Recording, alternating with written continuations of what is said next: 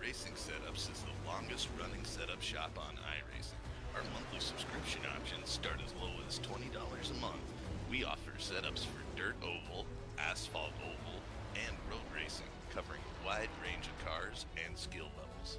Built and tested by top-tier sim racers, this isn't just a business, it's a community of competitive drivers. If you want to better your iRacing experience, head over to PremierRacingSetups.com today. And remember, if you don't get one, you're going to chase one.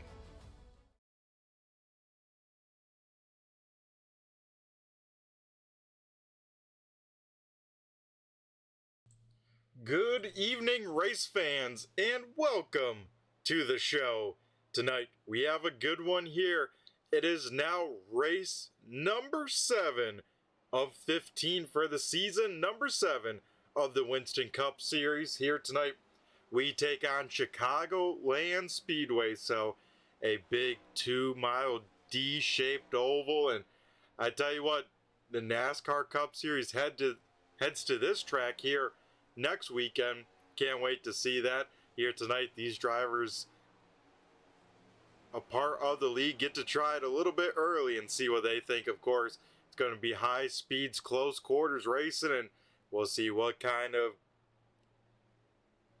show we can see here tonight. Speaking about the show, so far we have 36 drivers that have taken the time here in practice. 37 cars currently on the property, so once again, yet another full field getting ready to do battle.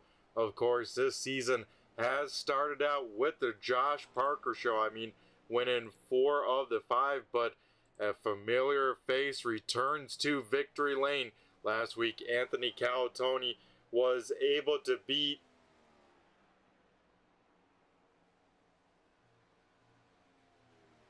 Nick Sasek by, I believe, 0.005 of a second. So, photo finish, I believe the closest finish in 802 iRacing history. Anthony Calatoni returns back to victory lane. Can he go 2 in a row, or do we see someone else add their name to the win column here in season number 7? We'll find out here in just a quick moment. Right now in practice, it is Rob Lowell, Jim Ott, Tyler Humphrey, Chris Muse, and Tyler Waltz, currently the 5 fastest drivers. We'll see if they can do the same here as we get ready to head down trackside and go over to qualifying. Of course, qualifying has been the same as it's been all season long. Each driver has 2 laps to complete a qualifying time. We'll, of course, take your best of the 2 laps, and that, of course, sets tonight's starting lineup here for the Windy City 210 at Chicagoland Speedway. I mean, it only kind of works out really nice. He was the driver quickest in practice, one of the first cars out on the track, so we got to put the camera on him. It is the 21 machine of Rob Lowell. He will get that GStone Ford Mustang up to speed, run the top side here in 3 and 4, try and carry as much momentum as he can to wind on up and take this green flag, because with this race here tonight, we will see a lot of on throttle time. You're pretty much just lifting just to try and get the front end set, or if you get in some dirty air right now, it is pretty much wide open. How much can you trust this race car and the feel of this track? Of course, this track, very, very worn, old surface, going to be very bumpy. As you can see, that car kind of bounce on around through 3 and 4, so that is something these drivers are going to have to navigate each and every lap. As Rob Lowe crosses the start-finish line there on lap number 1, a 30.00 for the 21 machine. We'll see if anyone can beat that, but that is a very good lap time.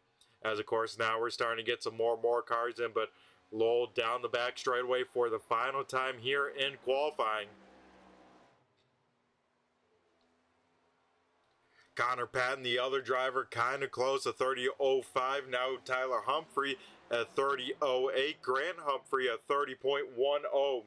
Lap number 2 for the 21 machine, not as good at 30.21. So he will take that 29.99. And like I said, the only driver right now in the 29s is the 21 machine of Rob Lowell. Let's go now to the 22. This is Mike Kelly.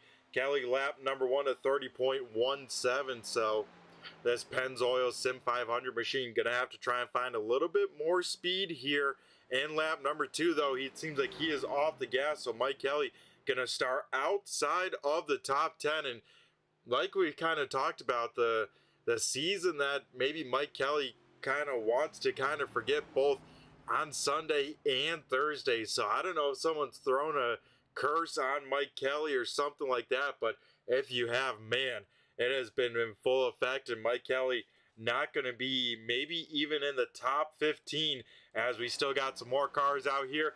We are currently looking at the 4 of Jim Ott.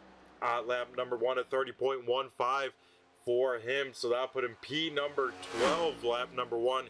Of course, Ott still has this lap to do, so we'll see what Jim Ott has as he will head through 3 and 4 for the final time for him in qualifying.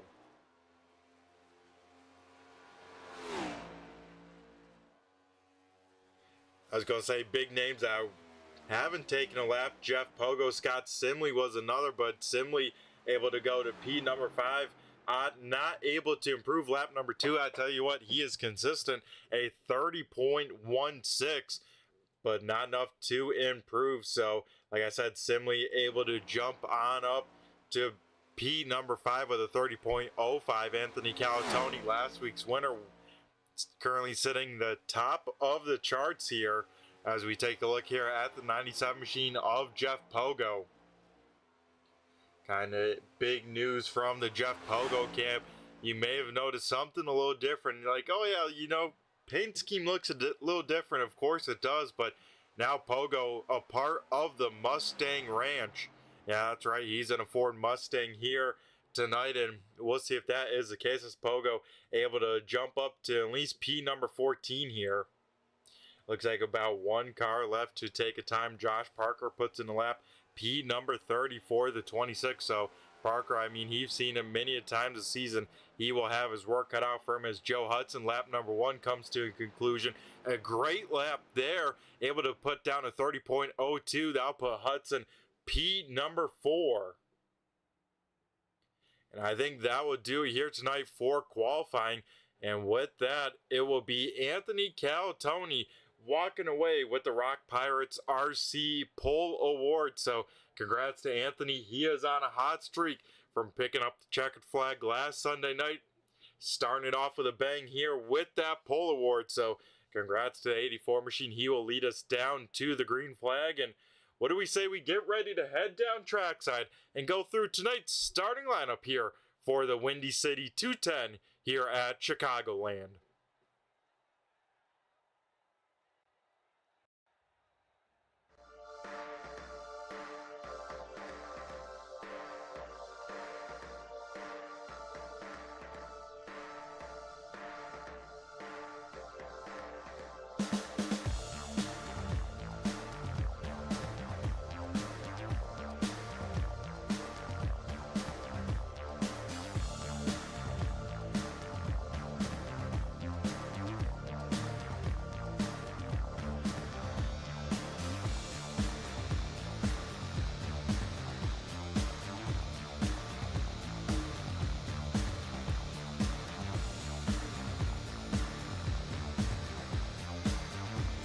Alrighty, folks, let's go through tonight's starting lineup. Like we said before, Anthony Calatoni walking away with the Rock Pirates RC Pole Award. So congrats to Anthony. To his outside, a great qualifying effort by him. It is the 21 machine of Rob Lowell. Then we head back to row number 2, rolling off P number 3. That is the 37 of Connor Patton. Rolling off 4th will be the 14 machine of Joe Hudson. Then Chase Minstra in the 18 machine will round out the top 5. Starting to his outside in P number 6, that is the 33 machine of Scott Simley. Tyler Humphrey in the 7 will start P number 7. Nicely done there. Steve Ritter in that 61 machine, he will roll off in 8th. 9th will be the 48 of Grant Humphrey, and rounding out the top 10, another good effort here. That is the 90 of Steve Holmes. Brandon Hinton in the 5 machine, he will start 11th, and 12th will be the 3 car of Chris Muse. Then in 13th will be Frank Zingen. Starting in 14th is Jason Ayerson. Jeff Pogo will start in 15th. 16th going to Chris Progar. Johnny Barker will start in 17th. 18th going to Jim Ott. Gary Wright will roll off 19th, and rounding out the top 20 is Eli Raposa. Jameson Heath will start 21st. 22nd going to Mason Hall. 23rd is Nate Brooker. Mike Kelly will start in P number 24. Then behind him, Casey Gross will roll off 25th. Alan Harris 26th. 27th is Michael Wolf. John Crosby in 28th. James Hislop in 29th. And Nick Barton starting in P30. 31st going to Josh Parker. 32nd, Arabia Caton. Dylan Hinton 33rd. Tyler Waltz 34th. 35th is Sean Deal. 36 being Todd Perot, and then rounding out the field here tonight, Evan Fuqua in the 76 will start in 37th. So that will be tonight's starting lineup as we get ready to go green flag racing here at Chicagoland. Anthony Calatoni, Rob Lowell on the front row, Calatoni on the loud pedal, and we go green flag racing here at Chicagoland.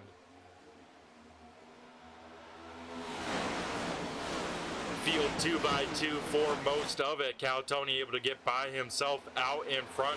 Rob Lowell drifts up the track quite a bit. They're going to lose P number 2 now to Connor Patton as we get our first caution out, and it's a big one. Jeff Pogo on around in the 97 machine. Looks like not too much damage, at least on the left side of Pogo. We'll see if that is the case, but it looks like Alan Harris turned on around. Same with maybe Ariba Caton as well, could have maybe gotten a little bit of it, but yeah, Pogo, the main car spun on around. You can see some damage though on the right side of that race car. Yeah, Pogo definitely toe knocked out of that race car. So let's take a look here, see what happened around this 97 machine here off of turn number 2 on lap number 1. So it looks like maybe Chris Progar into the back of Jason Ayerson just a little bit.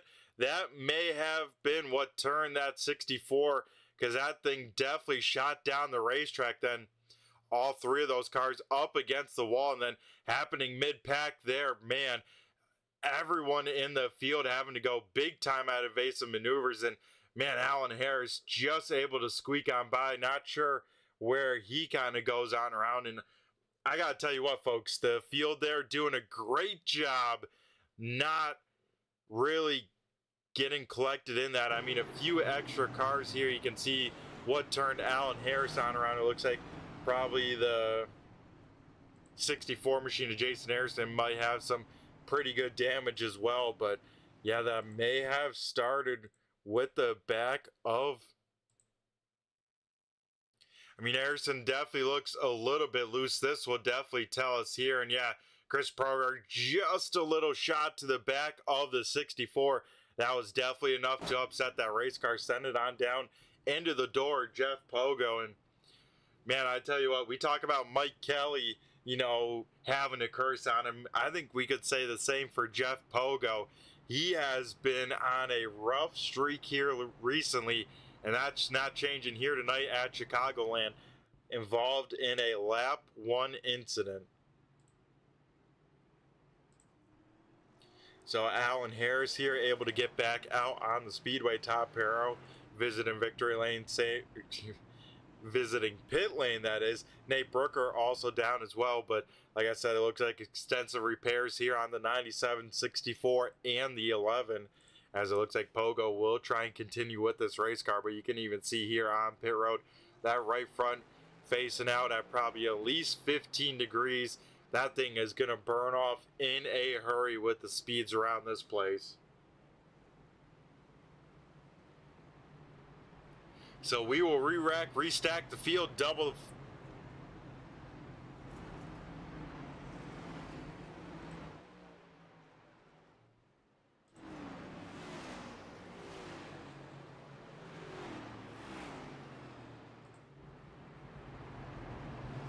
as we get ready to rock and roll. Like I said, field doubled on up, ready to rock and roll. Anthony Calatoni now gets the choice of to start anytime within the restart zone, and it will be Connor Patton out to the outside. Rob Lowell getting to restart on this inside lane, as our race leader Anthony Calatoni elected to choose as well. So with it being a lap 1 incident, no real big changes, at least in the standings for the time being. We'll see if that will get shooken on up here in just a few laps. I have a feeling it will, but here we go. The iRacing pace car will make the left-hand turn down to pit road, and now Calatoni now will get to go anytime inside the restart box. And here we go. We are back to green flag racing as, man, Calatoni, great start for him out in front. One car in the inside lane further on back, maybe sleeping a little bit. Big time gap there about mid-pack as Rob Lowell there gets a little bit tight, washes up off the bottom just a little bit. Able to keep that car off the AT machine of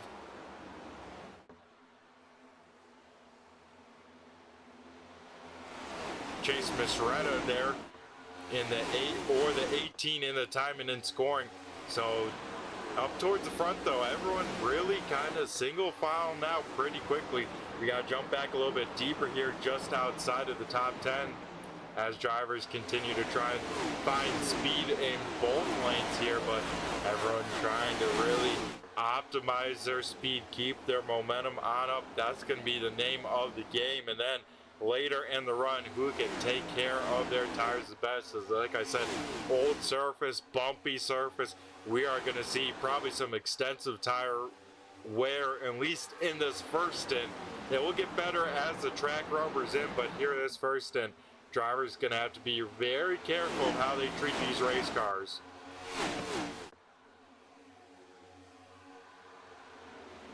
Connor Patton putting on the moves there to Anthony Calatoni for the race lead. So out in front will go the purple 37 machine and new race leaders. Oh, one car big time sideways. That was the 6 of Johnny Parker. Parker, not sure if he got some help or went over a bumper on, but that car was very, very sideways off of turn number 4. Somehow saves that race car. And a few cars I had to check up for the 6, one being John Parker. So Parker going to lose quite a bit of track position, but will have to reset his head back down and try and get back after it, as it looks like Barker and Parker both dropped to about 29th and 30th.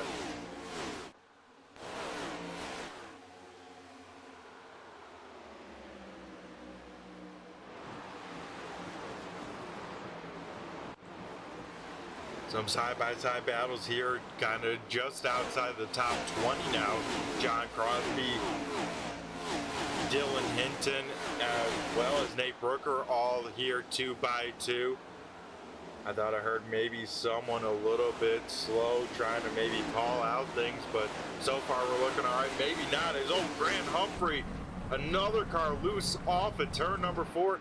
He will take a wild ride through the grass here, but somehow hang on to that race car. And I guess if we haven't noticed already, turn number 4 gonna be a problem here tonight, as we see now 2 different drivers go over these bumps wrong on the low side, upset that race car, and around they go. So drivers are really gonna have to keep that in mind to pushing these cars to the limit, as there is a big price to pay when it comes to handling and keeping these cars under control, at least through 3 and 4 with those bumps on the bottom side of the speedway. Chris Muse and Jim Ott here side by side battling for a position. Also in here up on the podium, I believe 2 weeks ago, that was the 71 machine of Jamison Heath.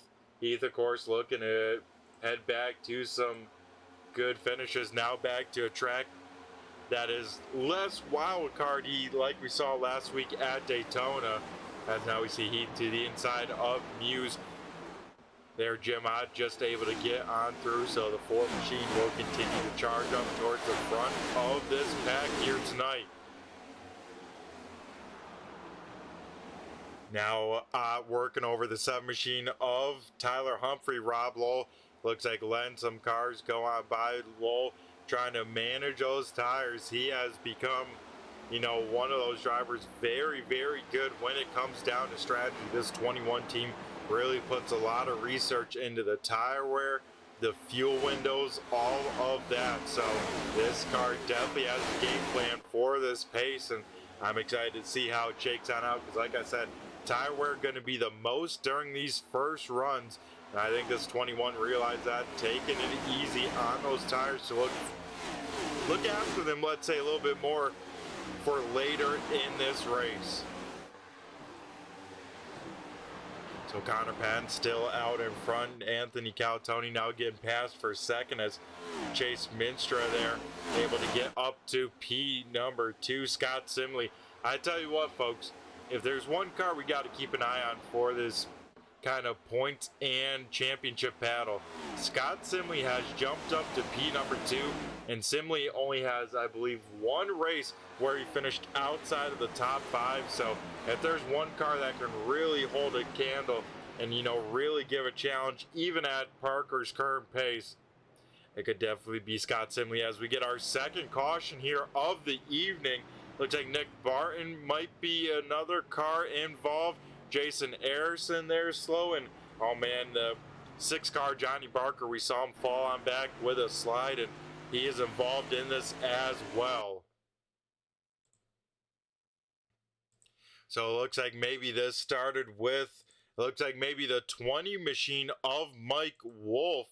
We'll see what happened to Wolf here going into turn number 3, and it looks like just right away starting to lose the back end of that 20 machine, and that thing will continue to get more and more sideways, and oh no, it unloads on the apron off the racing surface, sends him right back around, and Alan Harris, a huge hit. Chris Progar also in there as well. So some big time hits there in this one to take probably a few cars out of this one, as that would definitely take those 3 out, and maybe a little bit of a secondary incident that maybe got Johnny Barker and company. Let's take a look here at the 6 machine. So there they're wrecking there, and then Barker just taps the side of Barton. Evan Fuqua able to maybe just get a piece of it, and man, Jason Harrison just trying to avoid it, will just kiss the outside wall. I think the 64 machine still looking all right, but that one will definitely take out some racers here tonight.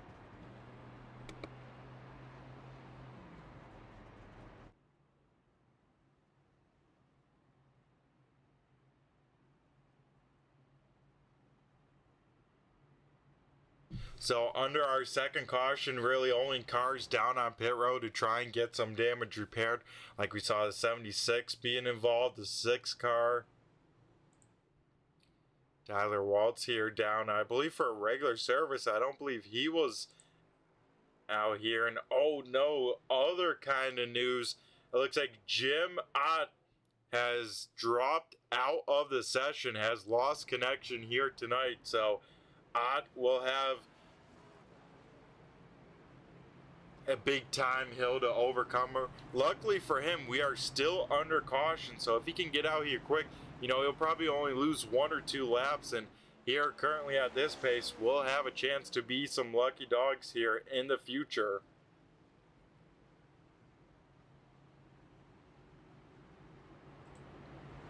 So Connor Patton here, our race leader, going to choose the outside lane here this time by, so that would put Chase Minstra there on the inside of row number 1. Then row number 2, of course, Calatoni and Simley. Then row number 3, some Wolfpack Racing teammates, that of Steve Ritter and Rob Lowell. So here we go, second restart of the night. First time the leader is going to be on the outside lane here as we get ready to go back. Green flag racing. 17 laps have been started here tonight. Still over 120 still to go at Chicagoland, as here we go. The iRacing pace car here heads down pit road, and it's going to be Connor Patton leading the way to the green flag. He'll fire on off late in the box, and we head back to green flag racing here. And I tell you what, Chase able to stay side by side with Connor here into turns 1 and 2. Now chasing that 18 machine, gonna have the shorter distance. New race leader out in front. Chase Minstra will make his first ever start, I think, here tonight, and will already be a lap leader here in the 802 Winston Cup Series. I think if you're Connor Patton, you're kind of kicking yourself in the back a little bit for choosing that outside lane. Definitely does not seem to be the choice. Luckily for him, he still has a chance to run down our race leader, get back that race lead here. As we take a look here, Mike Kelly trying to hold off Jamison Heath there for that 7th position. Kelly now trying to hunt down here the 61 machine of Steve Ritter. And we can see more and more cars here starting to get braver with going up the speedway, trying to find different lanes, trying to find some of that grip where they can still have the car rotate, but also keep it off of the fence, as Jamison Heath gonna get a little piece of it there through 1 and 2. He was trying to enter higher than Kelly, give himself some clean air there. And I think just caught the safer barrier there just a little bit with that right rear quarter panel. So it'll probably take him another lap or so to really get up to speed. How about this guy, Frank Zingen, inside the top 10. He's a 9th. And Gary Wright here in this red and white 55 machine. Gary Wright's at P number 10 right now. An awesome showing here early in this one for that 55 team.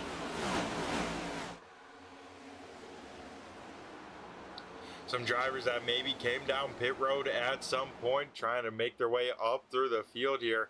We got Dylan Hinton, Joe Hudson, Nate Barton, all under a blanket here. Right behind them, Todd Perro, Tyler Humphrey, as well as Nate Brooker about to make it 3 wide as well. So drivers, like I said, really trying to find the right balance between pace and saving. And it even depends now on, when you came down for some fuel. As here we go, battle for the race lead. As a little bit of lap traffic in here as well. Jim Ott back out on the speedway, and it looks like Ott able to at least get one of his laps back the hard way there. So Ott will try and stay out front. Man, Connor Patton, big moment there into turn number 1. Not sure if he maybe hit the 64 machine, but that car was wiggling all over the place. Nice save by Connor, but whew, that was a moment there.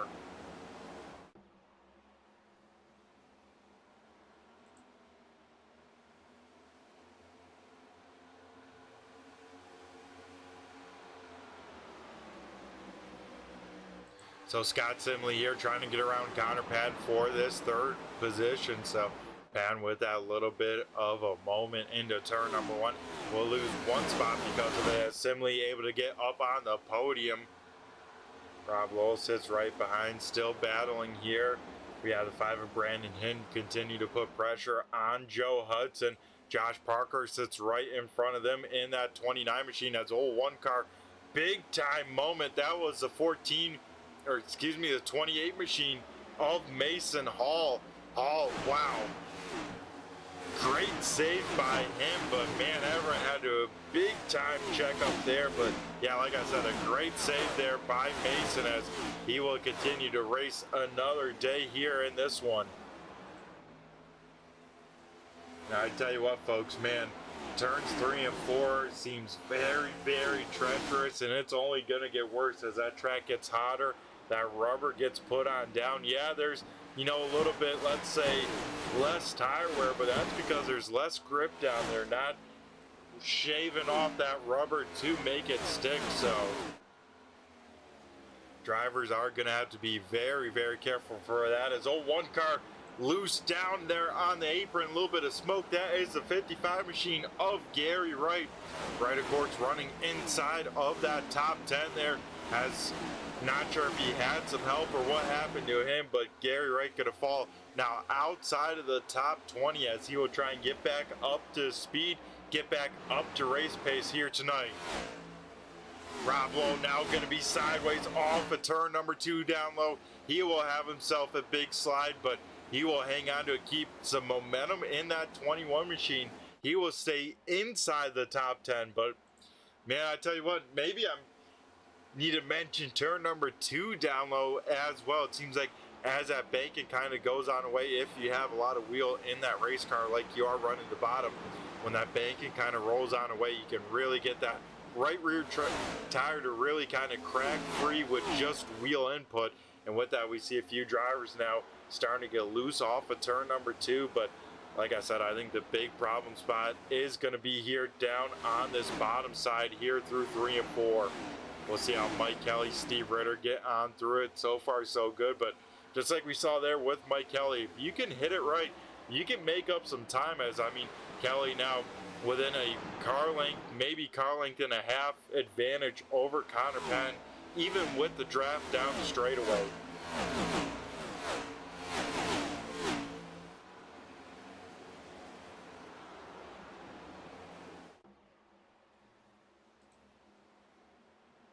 So now here comes Jamison Heath here to the outside of Connor Patton. Those two almost going to trade paint, as Heath definitely jumped in the throttle early to get to that outside before corner exit.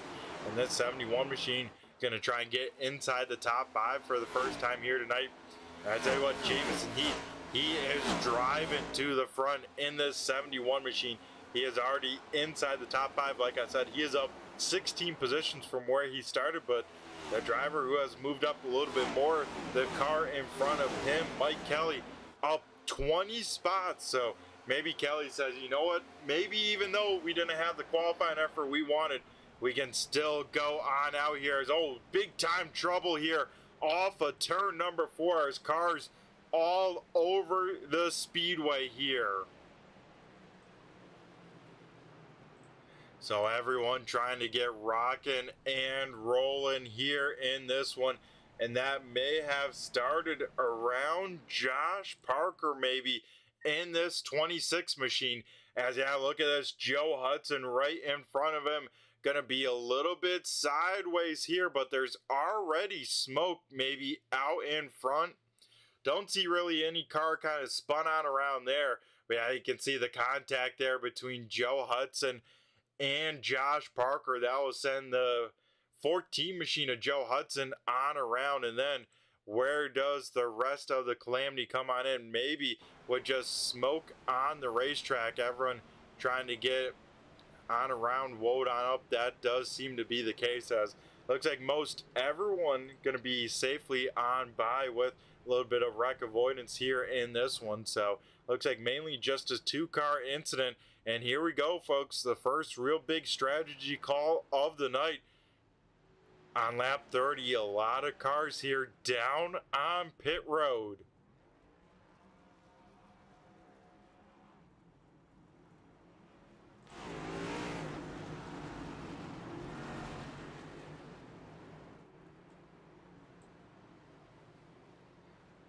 So most of the field looks like gonna visit pit road. Only about 3 or 4 cars staying out on the racing surface. Steve Ritter being one of them, Rob Lowell being another, then Eli Raposa, Sean Deal, and Arabia Caton gonna be the 5 cars to stay on out.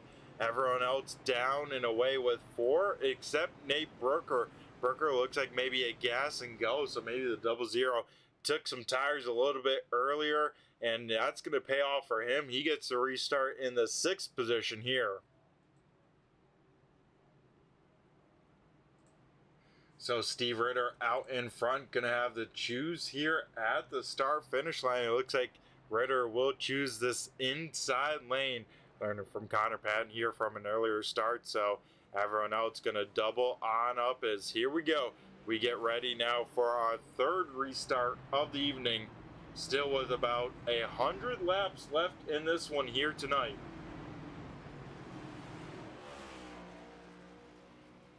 And I say, what do we say we do a little turn 3, turn it up, and this time we'll ride on board maybe with a little bit of some chaos. Let's start with Jamison Heath.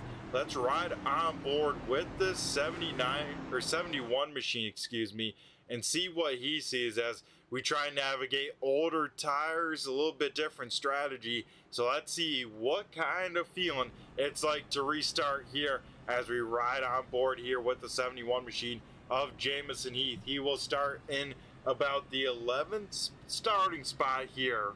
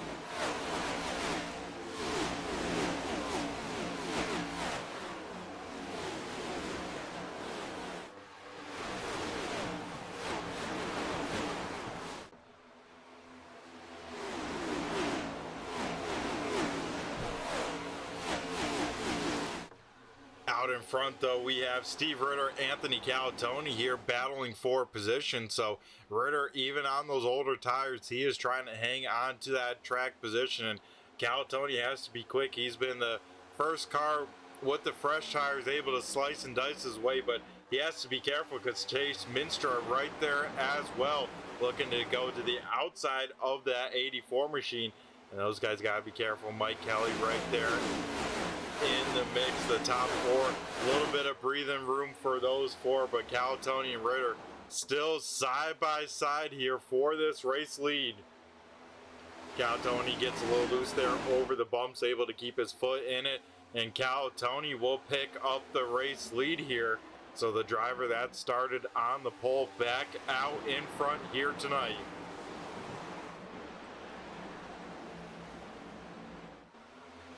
Eli Raposa, another one of those drivers here that elected to stay on out on track. He's been able to hang on to some decent track position so far, still inside of this top 10. So we'll see where Raposa can hang on to as big time trouble here through 3 and 4. Nate Brooker around, same with the 48 of Grant Humphrey. Those two going to be the two cars facing the wrong direction, but we'll see who else could have been involved. But those two heavy contact here as Nate Brooker, one of those cars on maybe just a little bit older tires, and it looks like Brooker just loses the back end, puts some wheel in to correct it, then man, that thing snaps around in a hurry. Grant Humphrey having nowhere to go. Chris Muse going to get a little bit of damage as well, and I think that will be the only kind of real cars with some heavy damage here in this one. So 3-car incident there, as that will bring out our 4th caution now with about 100 laps to go. And I have a feeling not too many people down on pit road. The question is, does Rob Lowell and those guys that stayed on out come down this time? It looks like Steve Ritter will. The 21 machine will not.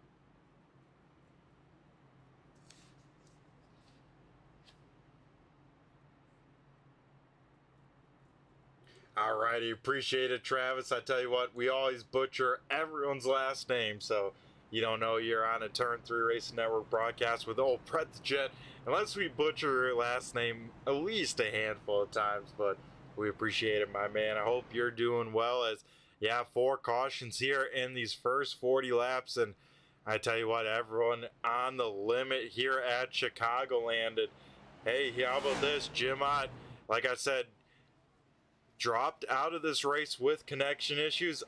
Currently the lucky dog, so he will get one of those. I think he's 3 laps down here currently, so I can make up a little bit of time. Needs a few more of these yellows, and Jim Ott could be back racing for position.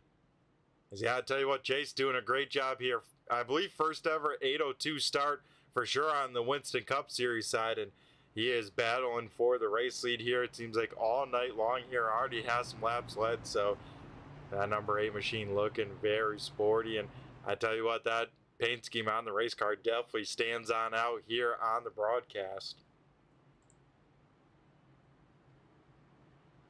So our little Josh Parker update here. Parker inside the top 10 for the first time here tonight. So this 26 machine will restart. It looks like about the 8th position, as Anthony Caltoni going to choose the bottom side, as we'll double on up and get ready to get back to green flag racing here tonight.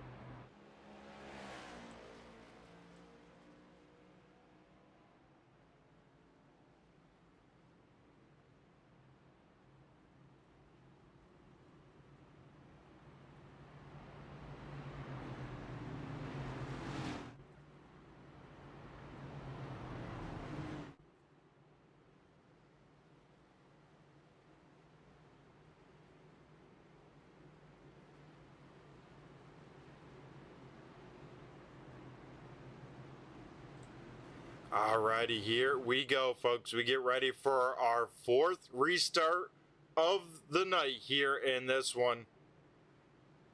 Anthony and Chase here on the front row as we get ready to rock and roll. Like I said, still a few cars with old tires inside the top 10. Both Rob Lowe and Eli Raposa. As here we go, Caltoni in the restart zone. We head back to green flag race, and Rob Lowe, they're a little late on the shift. That will stack up that outside lane just a little bit here. We'll see how that shakes on out here into turn number 1.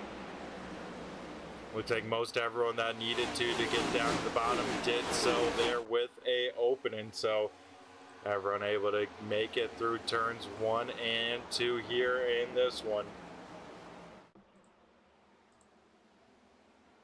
Jeff Pogo still out here on the racetrack, still turning laps and still on the lead lap. Pogo with that heavy right front damage, that right front looking a little straighter on that race car, so he will continue to pick up speed. Pogo, even with just hanging on out here, staying in the race, he is 27th here currently, so still looking pretty good here. Here we go, 3 wide racing action. Connor Patton in the middle, Crosby down low, Heath up top here. How will this work on out? They will stay 3 wide, as maybe Patton just had to pedal that race car just a little bit. He will slot in line there on the top side. But everyone knows it's very important here to try and get up towards the front. These passes up towards the front, probably the toughest of the night to try and get these spots, as Parker last time by, quickest car on the speedway, quickest car so far in these first 44 laps. Josh Parker starting to turn up the wick here at this point in this one. And that kind of makes sense. I mean, already 15 laps on these set of tires for these drivers. Yeah, about 5 of them completed under caution, but you know, if there's a time to start using them, like I said, you want to take care of them at first, build up the temperatures kind of nicely as you can, but then, you know, at some point you got to let them on loose, and Josh Parker doing that as he gets around Connor Patton, Jameson Heath there a little bit into the fence there, I believe through 3 and 4, so he'll try and get back up to speed, build back up the momentum. That should be easy to do. As long as you're in the draft of another car, this track is fast enough that, you know, the draft has a lot of ability to keep a race car with you, keep a race car kind of fast. And I think that could go for some credit for Jeff Pogo, though. Pogo outside of the draft now, as he will hope for another nicely timed caution here in this one. Mike Kelly starting to chase down this 18 machine for this 3rd position, so Kelly starting to put a lot of pressure here. We'll keep an eye on this battle for P number 2 as Anthony Caltoni continues to lead the way. One car a little bit loose. That was the 37 machine of Connor Patton. Patton will gather back up there, not lose really any sort of time, maybe just 1 spot, let's say, as Old Trouble here. Looks like the 76 is going to be slowed down the back straightaway.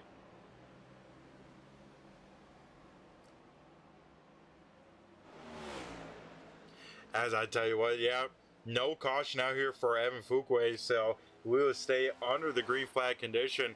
Gonna miss out on a caution there, but looks like no one really with some damage. That 76 machine looked pretty clean, so we'll see if that is the case here. As a little bit deeper in the field, some side-by-side racing. Steve Ritter, the car with the freshest tires out here on the speedway, trying to make them work.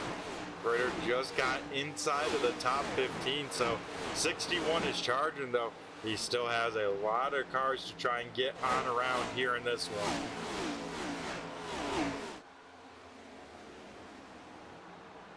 And that makes it only 2 cars that have yet to visit pit road at some point here tonight. One of them being this 46 machine of Eli Raposa.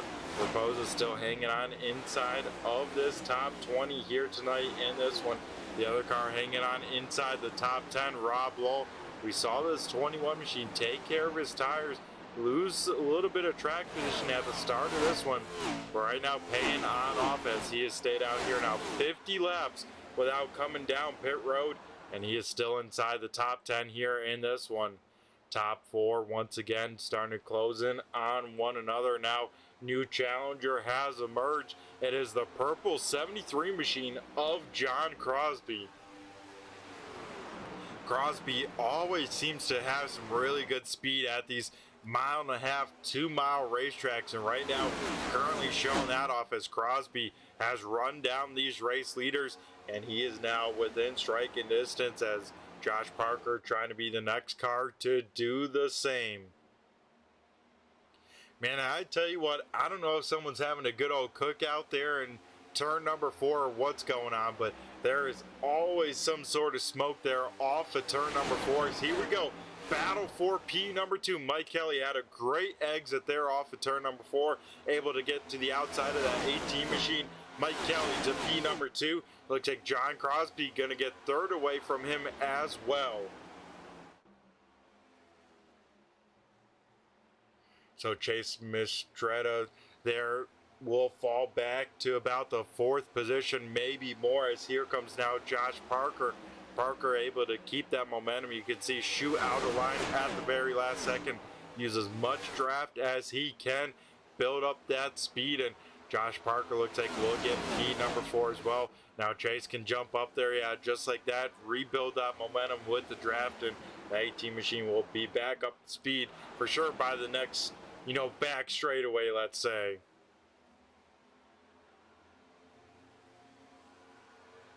Johnny Barker able to get around his teammate of Rob Lowell. Now James Hislop going to try and do the same here in that Havoline 92 machine. So we'll see him lift a little early, trying to arc this car down to this inside lane, try and angle it on up to a good exit. As you can see, that car dance on around on the bottom side. Like I said, that bottom side has a little bit less banking, especially on corner exit. Goes away very quickly. That's right where you're trying to apply the power, really get that good exit. And yeah, it can be very tricky to do, as Hislop, was battling with Rob Lowell, now trying to hang on to positions from Frank Zingen and now Steve Ritter as well. As Ritter going to try and get to that outside of this 92 machine. Going to stay right there on the quarter panel. And now Ritter going to try and cross him on over. Here comes now Mason Hall with the run in that 28 machine. So Mason Hall, of course, off his best career finish last week, up there on the podium at Daytona, so he's looking to continue that right now. Has hung around in the top 15 all night, so Mason Hall looking to have some good speed here tonight in this one.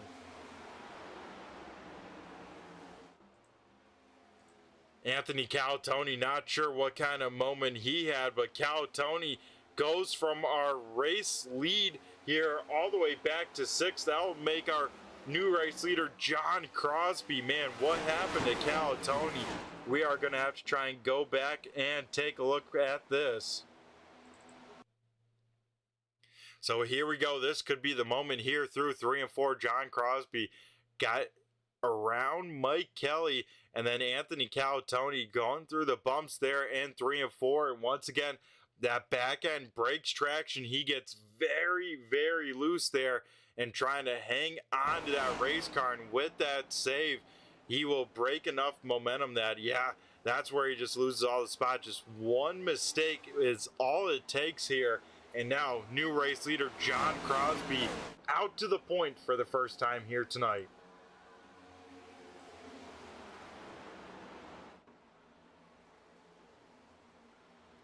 And this by far our longest run of the evening so far, coming close to about 20 laps or so, green flag racing. And I think at this point, you know, Rob Lowell has to be starting to think, hey, we're starting to get close on fuel. I think probably the fuel window right around 60 or so laps. So as long as he can make it to lap 70, which he should be able to do, you know, he'll be the first car down on pit road, try and undercut everyone else as much as he can. But, you know, you run that risk of a caution flag coming out, being trapped one lap down. We'll see if that is the case here. As Anthony Caltoni now trying to get back up towards the front here. And once again, man, it seems like smoke there through 3 and 4 every single time as everyone trying to dance these race cars on the absolute razor's edge each and every lap.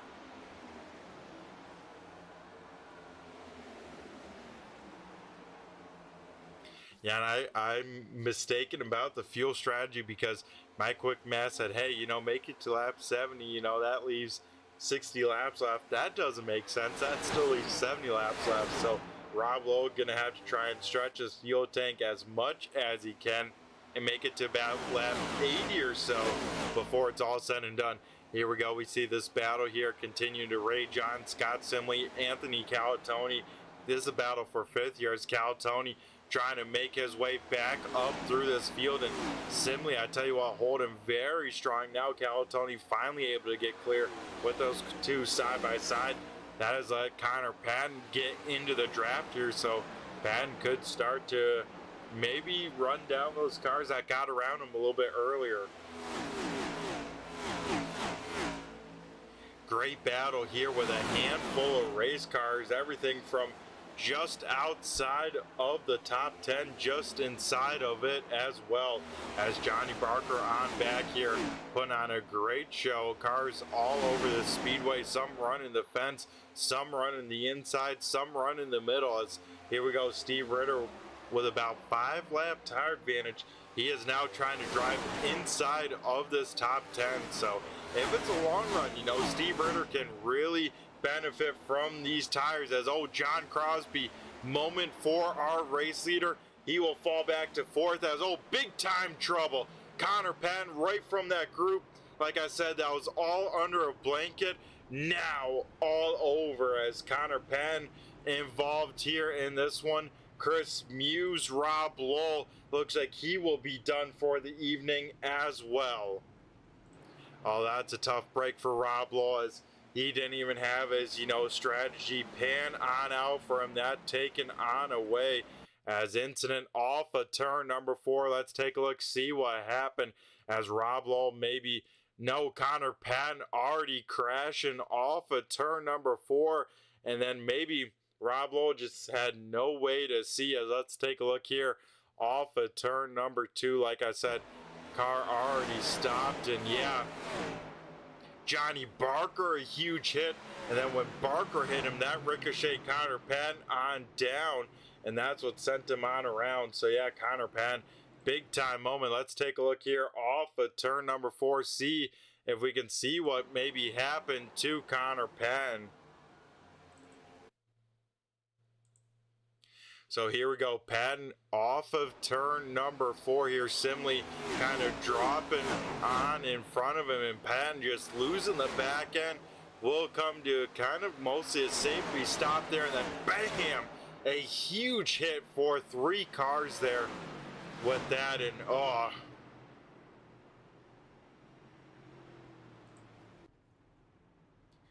man, that is a big hit, a tough break there for quite a few drivers. And yeah, like I said, here we go once again, busy time down on pit road as everyone trying to race off of that. Only 2 cars staying out on the racing surface.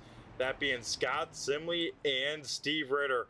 Everyone else down on pit road to use their second of 3 sets here tonight. So with this pit stop, that only leaves one more set for these last about 75 or so laps. Since we're on our 5th caution here tonight, we'll be right back after a quick commercial break from our partners over at Premier Setup Shops. Premier Racing Setups is the longest running setup shop on iRacing. Our monthly subscription options start as low as $20 a month. We offer setups for dirt oval, asphalt oval, and road racing, covering a wide range of cars and skill levels. Built and tested by top-tier sim racers, this isn't just a business, it's a community of competitive drivers. If you want to better your iRacing experience, head over to PremierRacingSetups.com today. And remember, if you don't get one, you're going to chase one.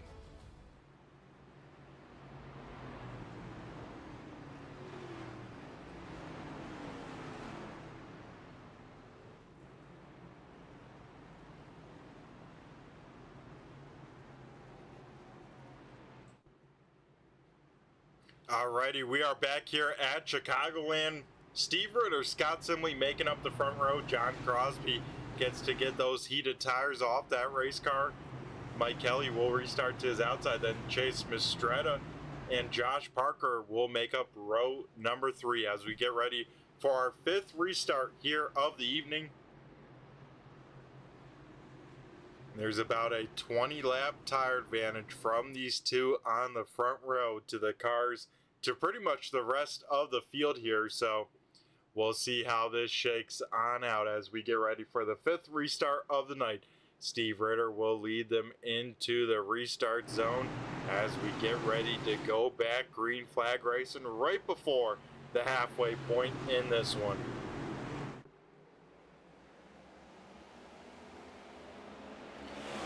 Maybe I was mistaken. Maybe it was Scott Simley in control of that start as Steve Ritter did not get a great restart. That will bunch up that inside lane.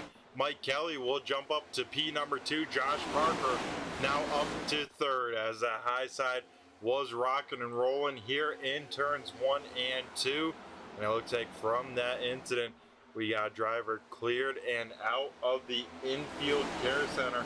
We'll get a word with our driver of the 21 machine of Rob Lowell here tonight.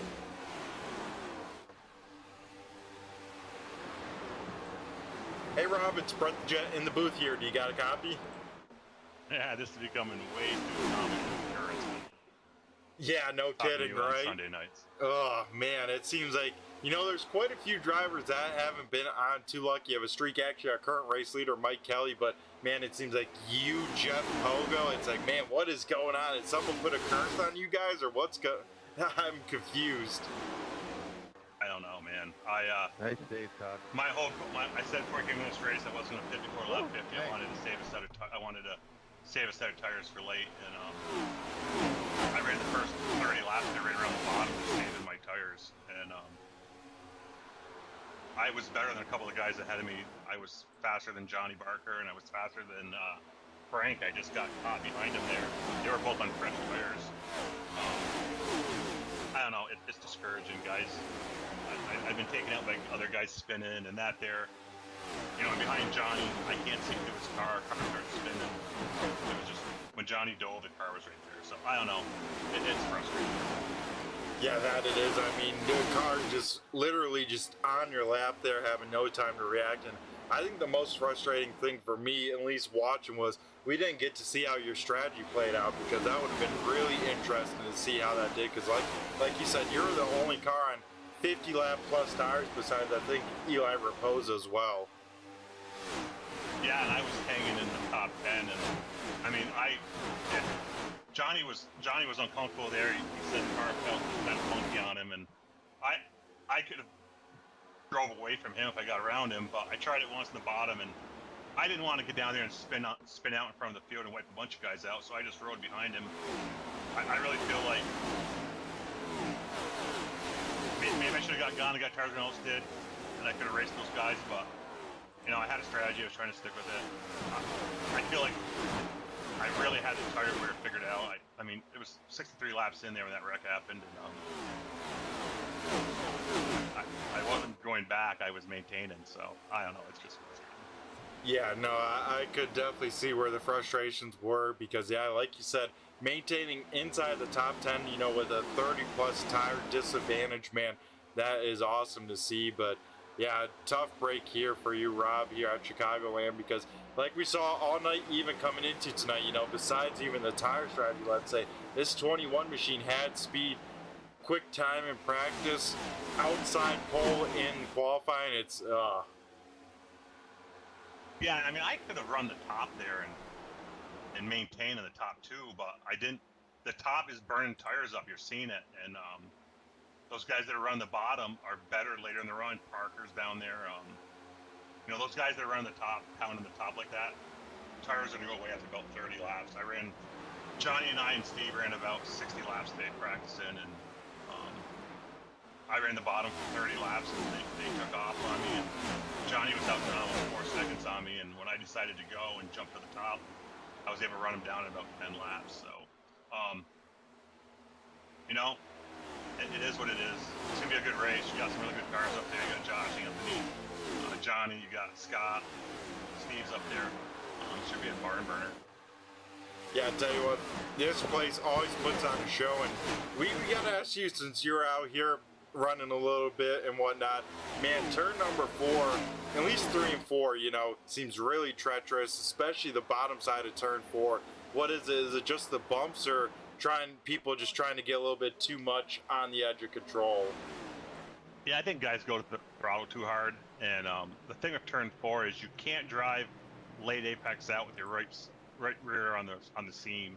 You got to cross the seam. If you get parallel to the seam and on it, you're gonna lose it, especially if you get hard to the throttle. So,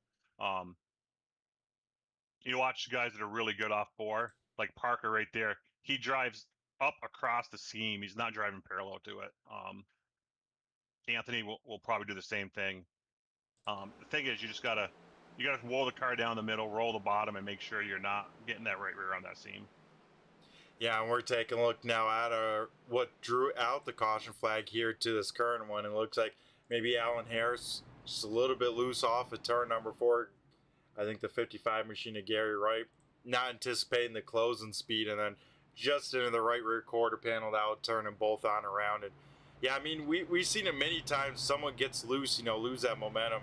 How much is this closing rate, you know, with someone that's lost their momentum with getting loose? Because it seems like it could be a lot. Yeah, it depends on where they get loose in the corner and how bad, obviously. I think guys that are on a higher end direct drive wheel with the high wheel rotation, they sense they're getting loose a little bit quicker and can correct it quicker. Because you see some guys start to twitch and they catch it real quick, and other guys, you see it, they get into a long, lazy like slide. So I don't know. It depends on who's loose and how bad they are. I mean, that sounds like a cop out saying that, Brett, but some guys do a better job recovering than others. Yeah, I guess, yeah, that it's definitely is situational, let's say, with it, of how much speed did they lose, and, you know, with all that good stuff. But yeah, you know, I was gonna ask Rob, you know, we're actually heading to Chicagoland Thursday night, so quite a few drivers here on the Sunday night, you know, transfer on over. They could have a lot of laps even before the green flag starts next Thursday night. Yeah, and I'm sure some of them will run the service this week too. You know, they'll be out there and officials running. I learned some things here tonight. I'm sure everyone's going to learn some things, and we'll go into the Elite Series on Thursday night, and you'll be out there with us, and we'll have some fun. Yeah, exactly. Everyone's learning. I'm learning, I guess, a little bit out of the car, but I think the more valuable stuff is out there in the car, because with already everyone being loose, it's making me a little bit nervous to jump behind the wheel here, because I know I could be a little bit of a lead right foot, and this place seems like we'll make you pay for that. Yeah, it will. If you're just smooth on the throttle, not real aggressive with the wheel, you can run the bottom. I mean, I drove to the bottom of Johnny there, I don't know, probably 50 lap old tires, and it actually didn't feel bad. I just knew that I was going to get either freight train on the top, or if someone drove in behind me when I was on the bottom like that, it was pack air and get me loose. And I didn't want to wipe out the whole field that way, so I went back to the top. But the bottom's viable, and I think after 25, 30 laps, the bottom's preferred if you've saved your tires up to that point. You see a lot of those guys that run the top, they start to get twitchy in the middle of the corner. The car gets unsettled. So, I mean, if I'm, I don't think you'll see Josh go to the top. I doubt you'll see, who else is out there? Steve. I don't. Steve may, but Steve was working the bottom on that long run like I was before lap 30. So the bottom is, if you're just trying to save tires, the bottom's where you want to be. Just roll in, roll around the bottom, and drive up off easy.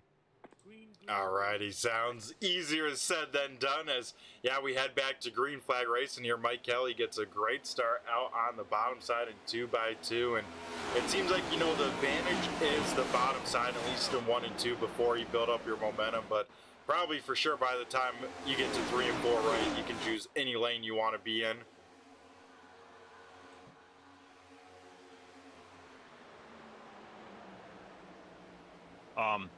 Yeah, I'm just looking at my tires here from that run, Brett. So I went on lap 63. My right front was 40, my right rear was 50. So I'd wore my right front more running the bottom. Wow. Yeah, I just cleared it. Hold on. Yep.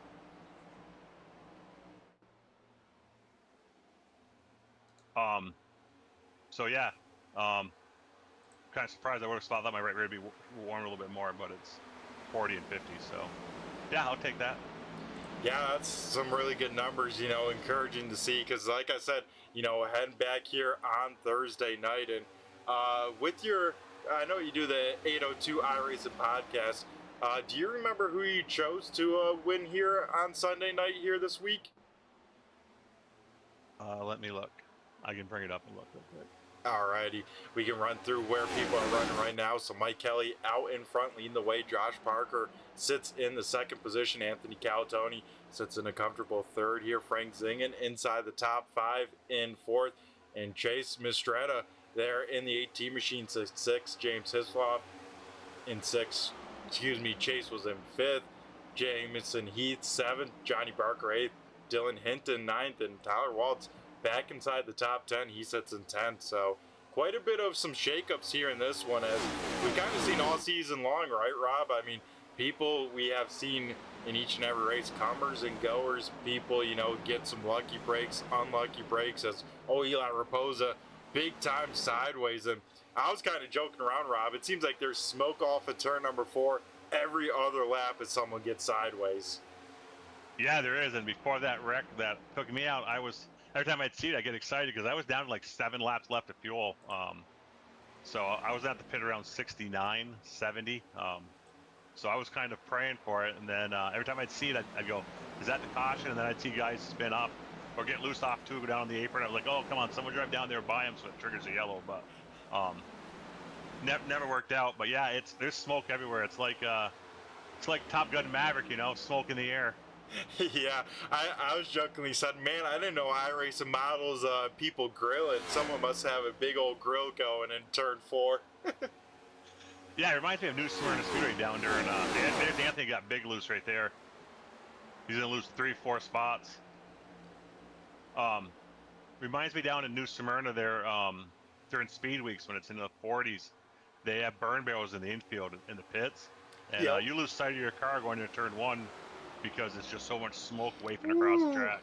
Yeah, I could believe that. But yeah, Anthony Calatoni, he was another one, it seems like all race long here tonight, battling that car a little bit on the loose side here. And he's done a good job to keep it under him, but, has had a couple moments. And, those can add up, especially with the caliber that we've had in this league. I mean, man, it seems like you make a mistake, you only get kind of one mulligan a race, and besides that, you're fighting for your life, or you need a little bit of a lucky caution, maybe, let's say. Yeah, and every time you get the tires loose, they heat up, and it takes 5-6 laps for them to cool back down. So I'm just watching it here. So, yeah, so there he got his left sides on the scene if you go back and watch it.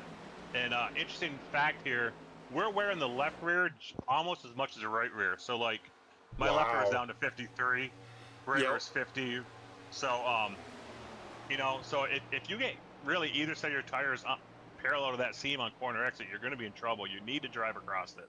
I know it's like a broken record on that, but it's that way here. It's that way at Atlanta.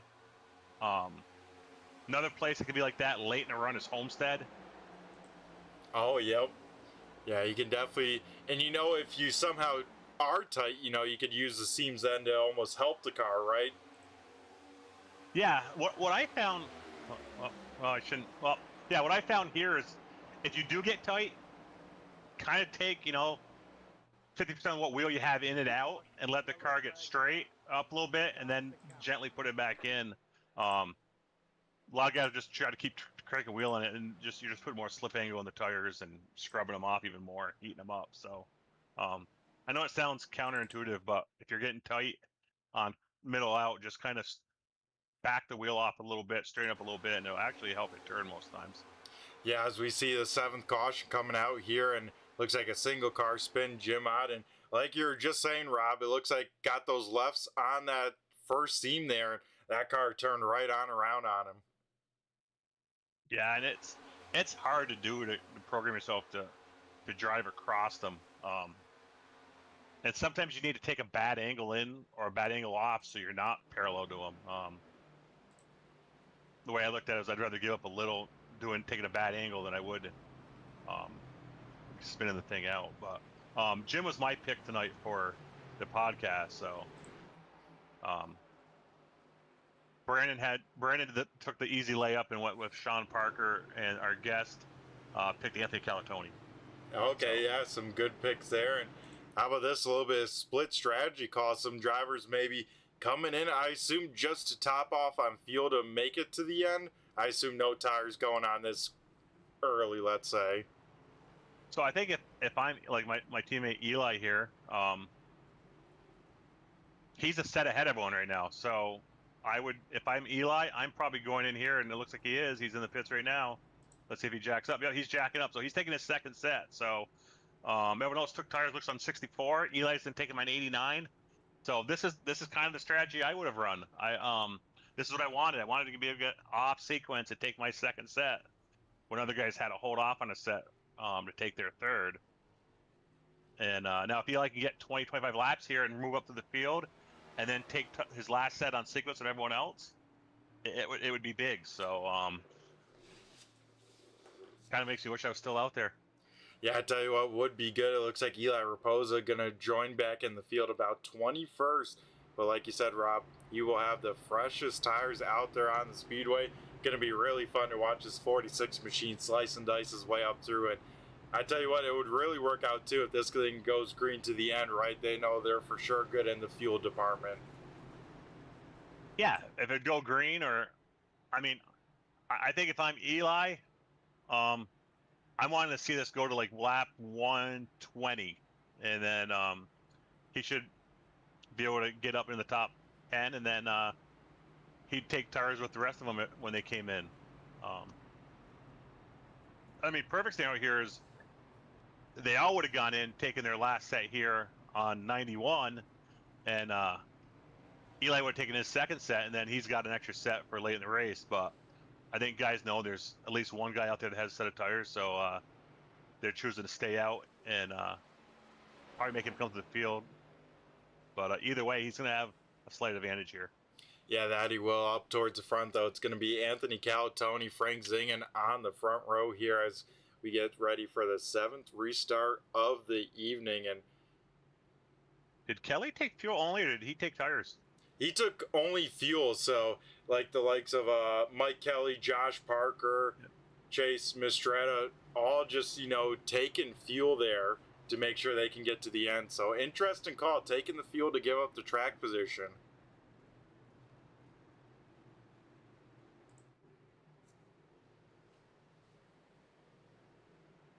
But here we go. iRacing pace car makes its way down to pit road. And once again, Anthony Calatoni going to go early in the box. He will get a great start as we head back to green flag racing here. Jameson E, the big push to the back of the 62 machine.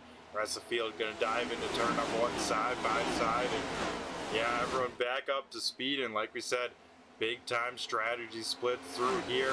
Should be fun to watch.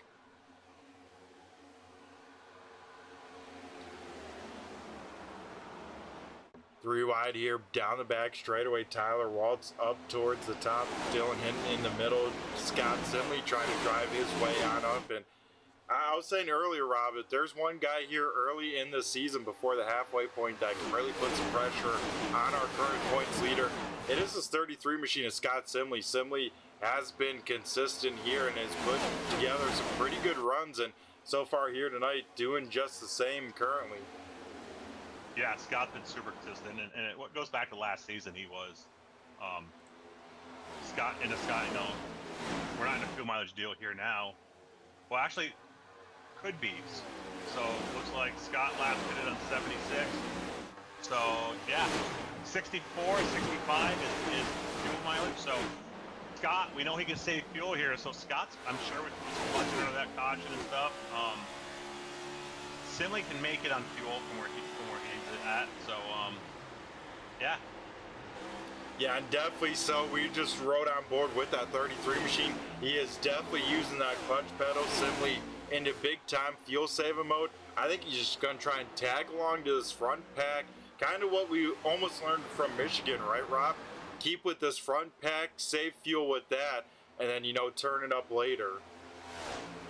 Yeah, and the thing about Chicagoland, that's one of the places you can clutch. You clutch just past the flag stand.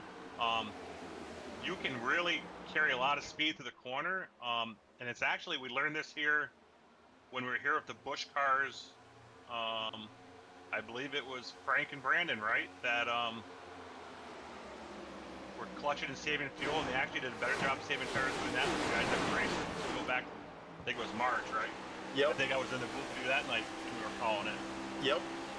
Yeah, that was another wild one. Yeah, so look for Scott here. I know it sounds counterintuitive. You're not using the engine brake to slow the car and stuff down, but I'm telling you, he's probably doing a better job saving tires right now, especially around that top line, than those guys that are pounding the top. You'll see him start to get away from him just past the flag stand, right about here. No, he drove in on him, so he may be at the point where he doesn't need a save now because he drove in deeper than they did. Yeah, interesting to look. I was also going to mention driver not saving any fuel. Josh Parker, he's slicing and dicing his way back up through. Parker already back inside the top 10. He's in 10th right now. Yeah, Josh is going to be fast. He's running that bottom. Let me jump on board. I want to see what he was doing.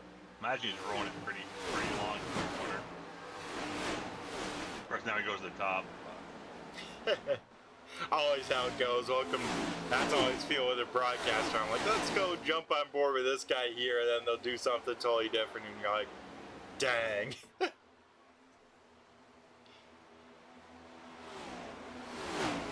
Yeah, look at him just paint that white line. Oh, he got loose right there. Oh, Mike Kelly also big time moment off of turn number 4. Looks like maybe one car against the fence at some point. Yeah, it is Josh Parker. Yeah, and I was on board. I was just gonna say when he tried to go under Johnny, or tried to go under the 81, he looked under him, and I think what you're gonna see is either he clips the apron. Yeah, he clipped the apron. Yep, that he did, and then just trying to hang on to that race car that whole time. The final kind of wiggle happened right in front of Johnny Barker. So once again, Barker's left front quarter panel, man, has been an innocent bystander and involved now in 2 different incidents, right? Yeah, and Johnny has had, I've had horrible luck, and I mean, it goes back to last season of Johnny. Johnny's had a horrible 2026. I imagine he would rather flip the calendar to 2027 right now because I don't think Johnny's had any luck for this year. Yeah, it definitely seems like that. A handful of you guys, it seems like, can't buy or break it. Does seem that way. And well, Rob, we'll maybe let you chat it up with your teammates here as we see some more people maybe taking their final set here. So strategy's still apparent, but Rob, thanks again for coming in the booth. Always a great time chatting with you. Before we let you go, we, of course, got to give you an opportunity to thank who you got to thank here and thanks again for all the work that you do as well. I just want to thank everyone in the league for coming out here and racing. You know, Sunday nights at you, on Thursday nights at the Elite Series, Tuesday night at the Truck Series. We have 3 awesome series right now. Got a lot of support, a lot of cars. Just looking forward to keeping it going. We're probably going to extend this season out. Usually, you know, we shut down end of August and September, early October. We do some recruitment races, but we don't have that problem right now. We don't need to. So I also don't want to just leave the league sitting for 6 weeks. That's when you lose drivers. Guys want to be in the sim and racing. So we may tag some races on the end of the season and do some different stuff, some fun stuff. Maybe we'll go throw a road course in there to everyone's whistles around that. And if we do that, we'll just throw another drop race in because we're going to add like 6 races. So yeah. Thank the sponsors in the car tonight: Sim Magic, Track Racer, GStone Motors. That's all I got, Brett. Alrighty, awesome stuff, Rob. And yeah, once again, man, exciting stuff with the league. That little kind of stint thing that we're thinking about, the little sprint, let's say, that could be exciting as well. So always glad to hear that we're doing pretty well here with the league stuff. And yeah, Rob, thanks again for all the hard work you do to get it the way it is, man. It's awesome to see. And you, my man, have a great rest of the night. Sorry about your luck here in this one, but hopefully next Thursday will be a little bit better. And you better see the checkered flag with me, right? Yeah, I mean, hey, just I got speed. I just need to keep running the top 10, and eventually I'll finish one of these things.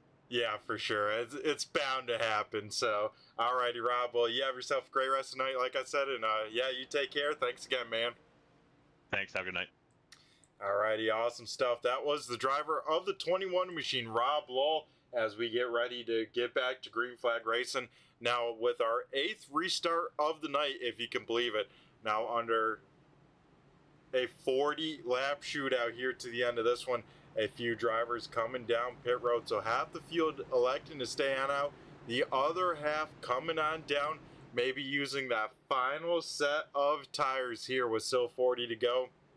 It's going to be interesting, folks. It's going to be exciting to see how it plays on out. Who's got the right strategy, who's got the right car, and who's going to walk away with the checkered flag. We'll find out in less than 40 laps, as here we go. We get ready to get back. Frank Zingen, Anthony Calatoni. Calatoni will get another good start out in front. He'll be by himself by the time he gets to turn number 1.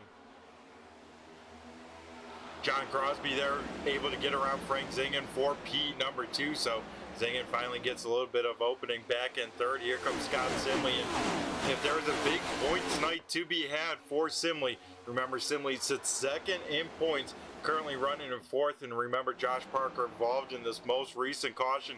He's back in 25th. He still has time to recover, rebound on the night, but it could be a big time point swing up towards the top with Simley running like he is. Dylan Hinton here working the top side of Tyler Humphrey. Humphrey trying to get on around, will get clear, be able to follow his teammate of Chris Muse. Muse, another driver, trying to rebound here in this one. Has a lot of cars. Has 2 cars up against the fence here. James Hislop, Jamison Heath. It looks like those 2 will bring out our 9th caution of this one. So we'll take a look here down the back straightaway, see what happened as Evan Fuquay a little loose, maybe off the nose of the 18. And then both cars trying to move on up. Just ran out of room as you saw Heath into the fence. Then Hislop getting turned on around. And man, everyone having to do big time evasive maneuvers. Luckily, no one else really involved in that one. And yeah, that just started off at turn number 2. 2 cars reacting maybe to the same thing, for sure fighting for the same real estate. And that will, like I said, bring us under our 9th slowdown of the evening, as we'll see if anyone else decides to come on down. But yeah, like I said, still think too early. I think a lot of drivers want 30 or less laps, as man, Anthony Calatoni about faked me out there. I was ready to call it, but Steve Ritter looks like will be the lone driver to commit down to pit road.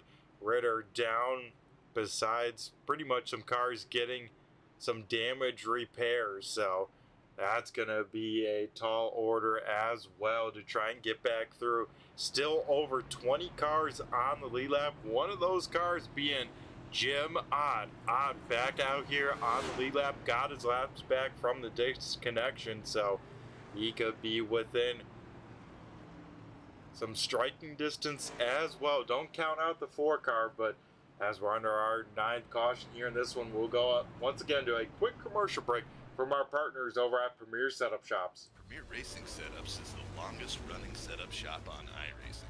Our monthly subscription options start as low as $20 a month. We offer setups for dirt oval, asphalt oval, and road racing, covering a wide range of cars and skill levels. Built and tested by top-tier sim racers, this isn't just a business, it's a community of competitive drivers. If you want to better your iRacing experience, head over to PremierRacingSetups.com today. And remember, if you don't get one, you're going to chase one.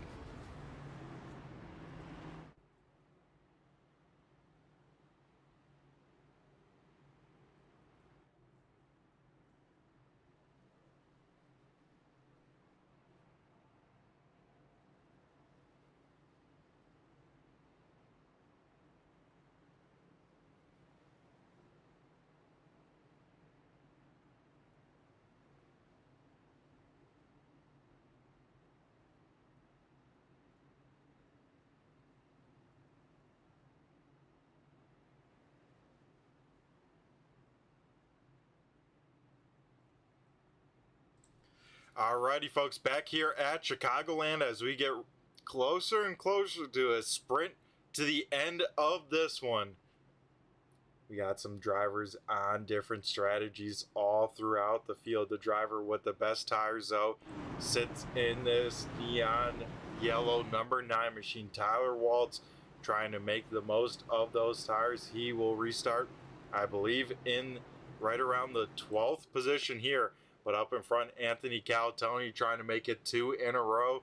John Crosby going to be the other car to his outside as we get ready here for the 9th restart of the night. Still 26 cars on the lead lap, still in contention of this checkered flag. iRacing pace car will head on down once again, and here we go. Calatoni once again will go late in the box and once again be a great start for the 84 machine as Frank Zing and John Crosby will go 2 by 2. Scott Simley able to find an opening. He will shoot down to the bottom side right in front of the 5 of Brandon Hinn. Hinn trying to get on the loud pedal here. We'll get back up in line here about the 6th position and trouble down the back straightaway. Top arrow, Tyler Waltz. I was just saying the tires looking good. Maybe even Josh Parker may have gotten a piece as they are still collecting a few other cars into 3 and 4. So the intensity definitely turning on up here in this one. The give and take meter starting to run on down as, it looks like it just starts with the 69 of Todd Perot just getting loose right in front of the 9 of Tyler Waltz. Then those two gonna come together down the back straightaway. And then I'm not sure, do we get anyone else? Yeah, James Hitzoff looks like into the side maybe of Josh Parker. So we'll take a look at late into this one. And those guys just trying to avoid those cars coming down the racing surface. So you can see the 92 having to make quick decision there. And into the side of the 26. Luckily for Parker, looks like no wall hit, no real big damage for that race car. So since he's already towards the back, he'll visit down pit road just to make sure. But man, another driver getting loose on corner exit and gonna have a handful of cars down on pit road to maybe get some damage repaired and maybe some service. We'll see as one of the cars kind of further on up here, Stephen Holmes down on pit road. So maybe Holmes gonna take the final set. No, it looks like Holmes just gonna take some fuel in that 90 machine.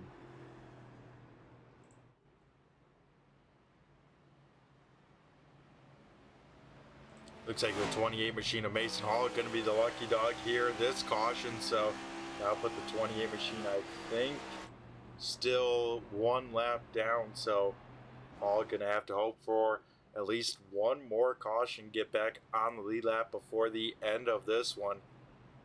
But I think I figured out the cure for a little green flag racing.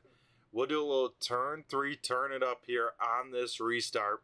Let the cars do the talking, and that way we can get some green flag racing, because there's never been a caution during a turn 3, turn it up. So we'll keep that trend alive here, as now we get under 30 laps left in this one. So starting to get very, very close to the end. And I think, you know, depending on the tire and fuel department, man, when do you come down? Because I think it's going to be track position is what's going to matter here at the end of this one.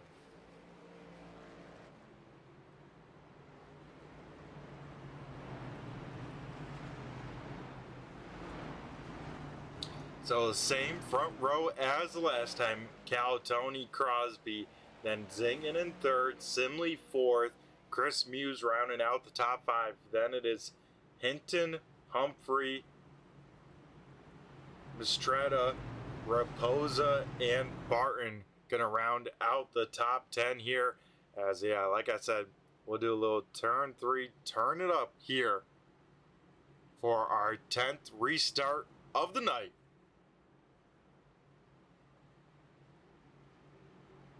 As it looks like everyone trying to get in the right spots here, get caught up to this field and get ready to send them back loose with a little turn 3, turn it up here tonight on restart number 10.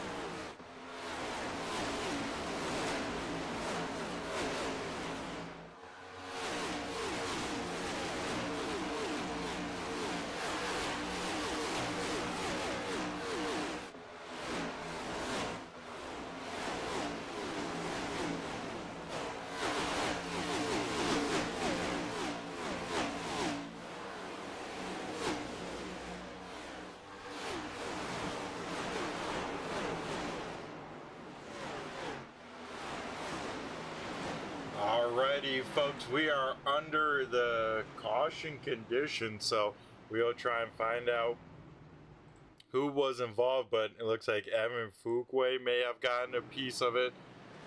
Steve Ritter looks like might be done for the evening as well, so we'll take a look, see what happened. As it might have started with the 8 machine of Chase Mistretta getting loose there through the tri-oval. Not sure if he had some help.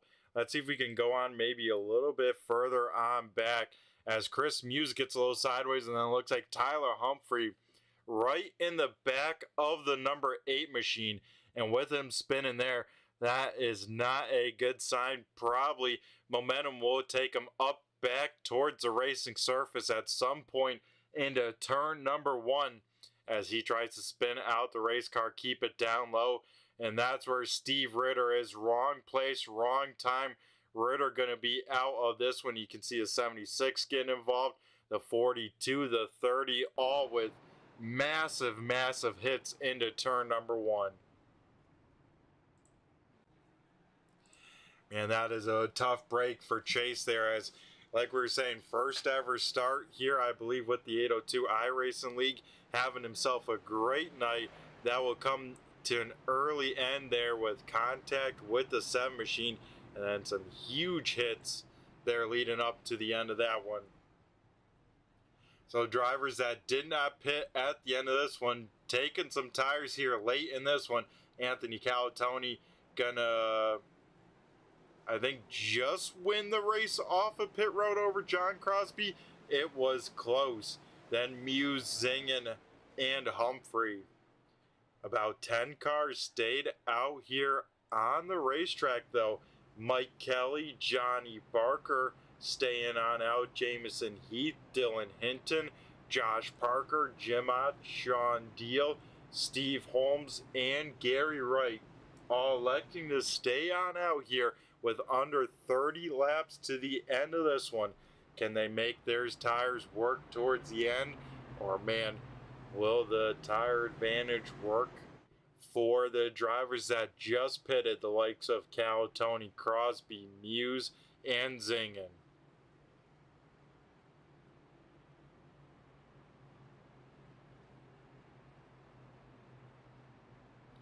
Mike Kelly having the choice here at the start finish line. It looks like the 22 machine going to elect the outside lane. So Kelly will start in lane number 2. That'll put Johnny Barker inside of the front row. Everyone else going to double on up. And we get ready to head back to a sprint to the finish.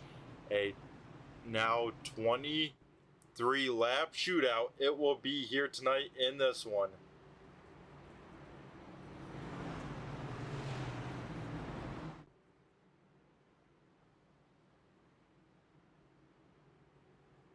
So like I said, the drivers with brand new tires, we got to keep an eye on Anthony Calatoni, Chris Muse, John Humphrey, all in this pack, just on the top 10 and just outside of it. So it's going to be a wild one here to conclude race number 7, as here we go.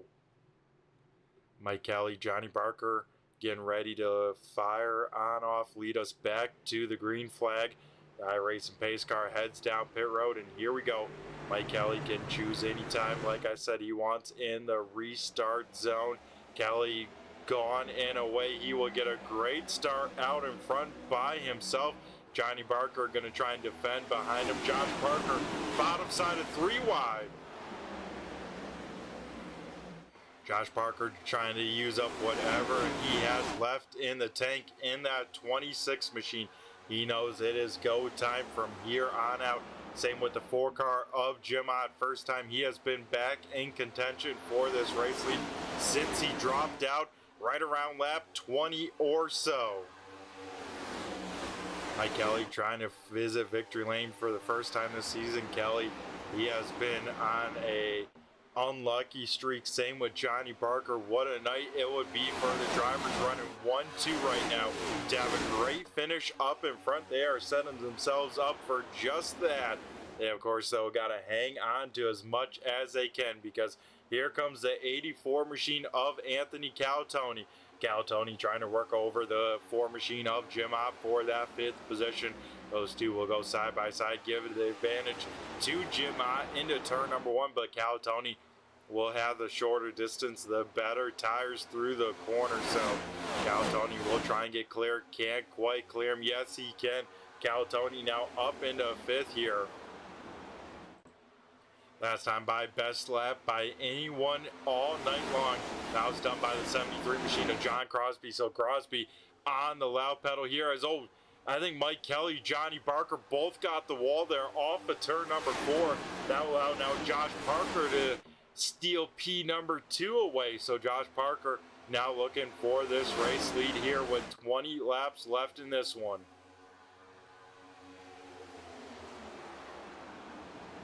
Parker will go up towards the fence here. Kelly will arc that car down to that bottom side once again.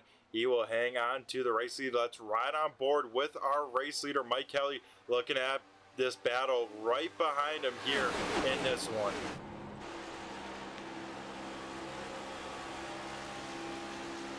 So riding on board with Mike Kelly, you can see these guys using different lanes, trying to get that draft down the straightaway, as we're seeing Josh Parker. Then he'll try and at least shade half a car length, if not more, away, because you can see once he gets in that wake, that car kind of takes on off just a little bit. You can see him then kind of have to move to not like a half a car length above this 22 machine. So Josh Parker driving it in there deep, running that bottom side, trying to make up time on corner entry to get to the back bumper of this 22 machine. Right behind them, you see Johnny Barker running that middle lane. He is trying to hold off Jamison Heath up top, as well as Anthony Calatoni down low, as Mike Kelly may be getting a little piece of the wall off of turn number 4 there. I mean, you can see Parker definitely close on up, though. Mike Kelly had himself a great corner 3 and 4. He needs to keep that up if he wants a shot at this checker flag here. Anthony Calatoni, big moment here off of turn number 2. He will go sliding into the inside wall. No caution flag out on the speedway. He will get that car back rolling. And it looks like for Calatoni to go 2 in a row, that will come to an end here with 16 laps left in this one.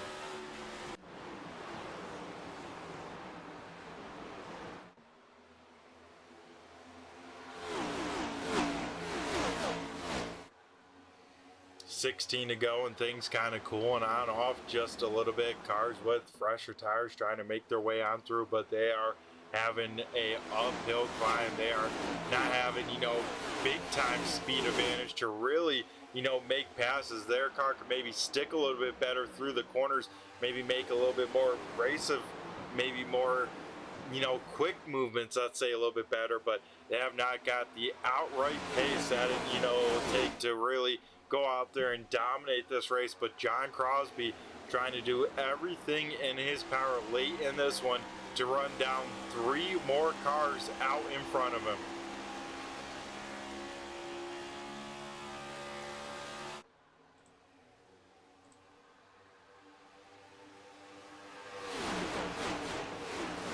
John Crosby, he was another one that made some good moves when it came to the points off of Daytona. He moved up to 3rd in points, about 6 points back from Scott Simley. So currently as they run, Crosby and Simley would be tied, but Josh Parker's still up towards the front late in this one. So that's only going to help Parker's bid for this points battle.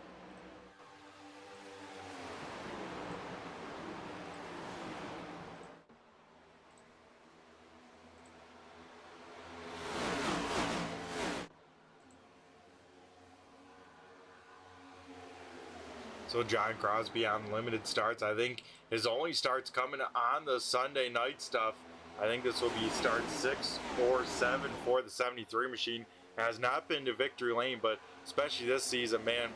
I mean, this is his only season we've seen him, but he has been sporty each and every week. We talked about Simley being consistent, but I want to say Crosby right there in that conversation as well.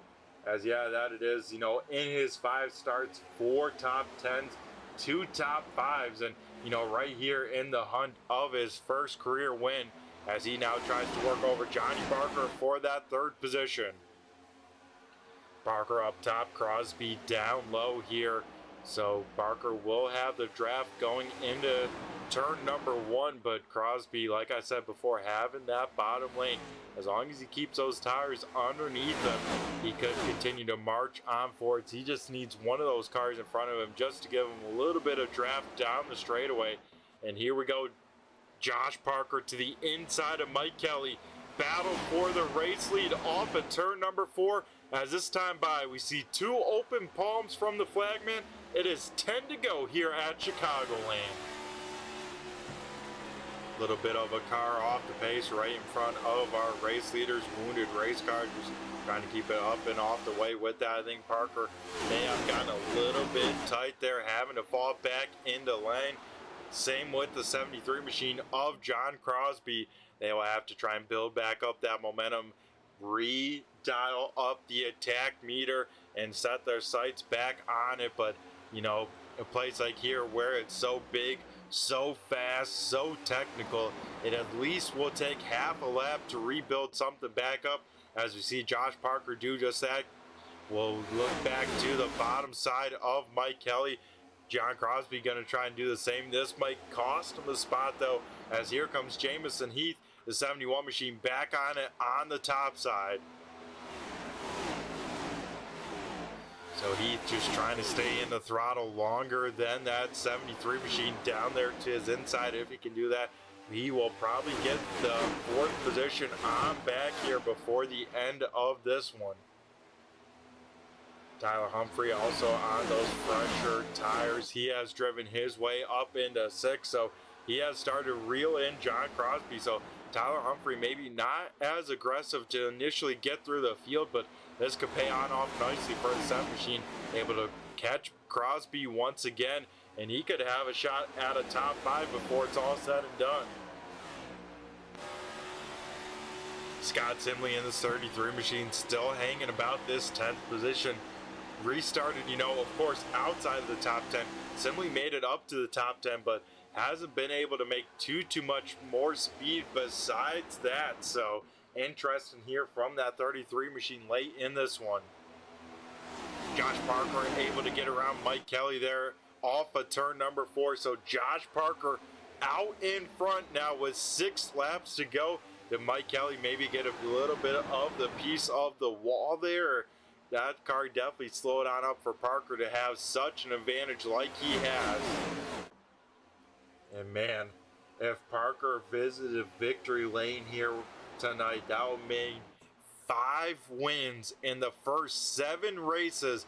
This season, remember, only 15 races long, so he could go in almost winning half of the races in this first half, for sure, quarter of the races in the first half of this season. That would be wild to see. As this time by, we see 5 laps left here at Chicagoland, side by side once again for Heath and Crosby. Crosby desperately trying to get that spot back here from the 71, but it will probably take a mistake from Heath there behind the wheel.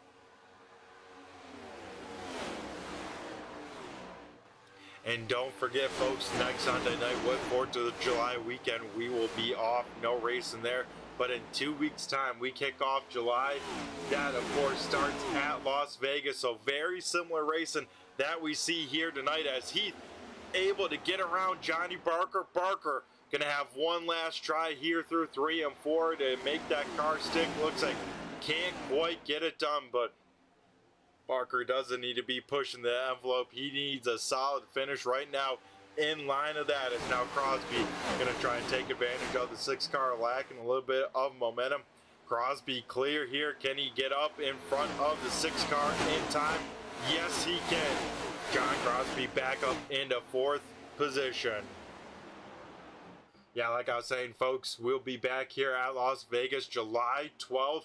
Then Nashville July 19th, and then the Jeff Pogo Invitational, Mount Panorama. That will be our 3 races in July. You won't want to miss those. Of course, next week we are off with 4th of July. 3 wide, 4 wide racing, lap traffic in here. Gary Wright into the side of Johnny Barker. And just when I was saying Barker just needs a decent finish, Johnny Barker will go on around 4 wide racing with a lap car. That was never going to work. And folks, if this one wasn't crazy enough, 12th caution comes on out. And man, that leaves us up to overtime number 1, a green-white checkered, to figure out who will win here, the Windy City 210 at Chicagoland. So let's take a look here. Just 3 wide racing. Tyler Humphrey trying to get to the outside of Frank Zingen into the fresh air. That will put Gary Wright in a very bad spot. That front end takes on off, and Wright just into the left rear of Johnny Barker. Man, Jim Ott doing a great job just avoiding there. Scott Simley going to have some damage to the nose of that 33 machine as he got into the back of the 55. Then everyone else doing a great job of avoiding him. Man, I tell you what, Johnny Barker doing a great job keeping that car in that same part of the racetrack.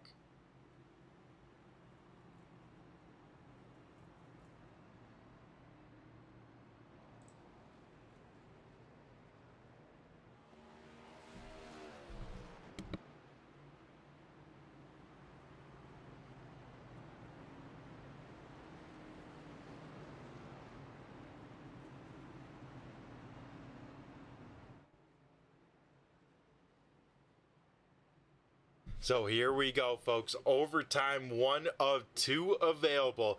Of course, with the overtime, we'll get the green flag right at the start. If we get a caution during that green flag lap, we'll go to our second and final attempt at an overtime restart. If we, in fact, do not get a caution, we take the white flag.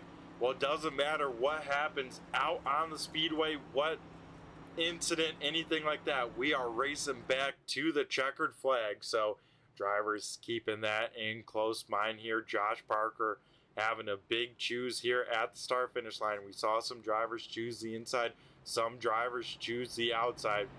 Where does this 26 choose to make it, as he's trying to make it his 5th career win? And where would that put him in the Winston Cup, you know, overall points out? Put him tied with Keith Fall and put him definitely inside of the top 10 of most wins of anyone on the Sunday night Winston Cup series. An interesting call here. Josh Parker choosing the outside lane here. So Parker gonna have to hope he gets a killer start. Get clear of Mike Kelly. If Kelly can stay side by side with Parker going into one, it is heads up racing at that point. But it'll be Parker, Kelly, row number 1, row number 2, Crosby and Heath, row number 3, Humphrey, Zingen, row number 4, Muse and Ott, and row number 5, both the Hintons, Brandon and Dylan.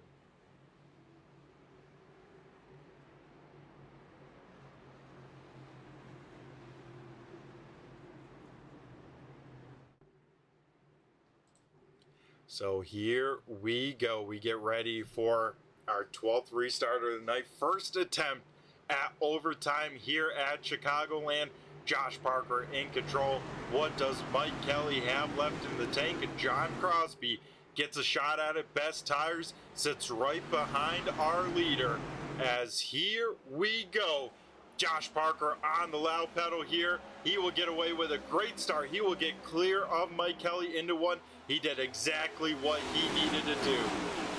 Parker will go on down, run that low lane here. Crosby, a little bit of a wiggle, big time wiggle. John Crosby hard into the wall, off of turn number 2. Jim Ott involved, Chris Muse as well. And that is the danger of pushing the limit as John Crosby goes from inside the top 10 to out of this race. Let's take a look here. That was the first wiggle that I saw by Crosby. That car getting a little bit loose and then continues to once again have that back end step on out from him. And then with that snap over correct, Tyler Humphrey, big hit for him. Jim Ott there, front tires off of the ground. Chris Muse having no time to react, nowhere to go. Will get a little damage as well. So with that caution happening under the green flag, that first lap, we now go into our second chance of overtime, our final overtime. So this one a little bit different, folks. If we do get a caution under this first lap like we just saw, we will finish this race under caution behind the pace car. If we, like I said, if we do see that white flag, we are racing back to the checkered no matter what happens here. So man, big time moments, big time drama. Scott Simley, you can see the damage on the 33 machine. He is down on pit road. Jim Ott worked so hard to get back on the lead lap. His night might end here early, a few laps short. Ugh.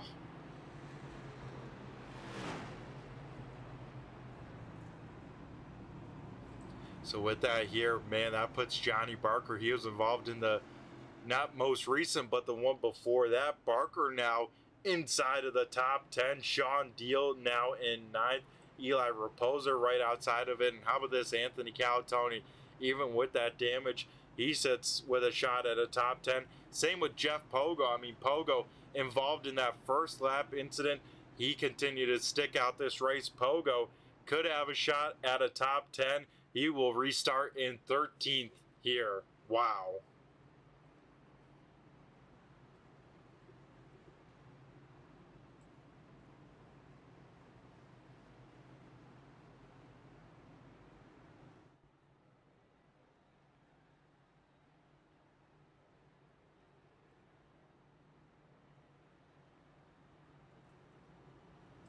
So for the final time tonight, Josh Parker having to choose at the start-finish line. It looks like Parker going to once again choose that outside lane. So we'll get the field re-racked, restacked, and get ready to get back to green flag racing for our final overtime restart of the night.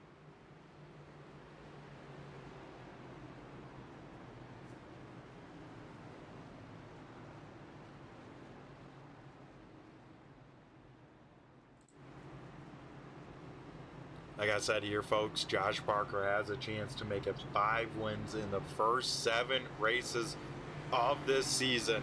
That would be impressive. Mike Kelly looking for win number 1 on this season.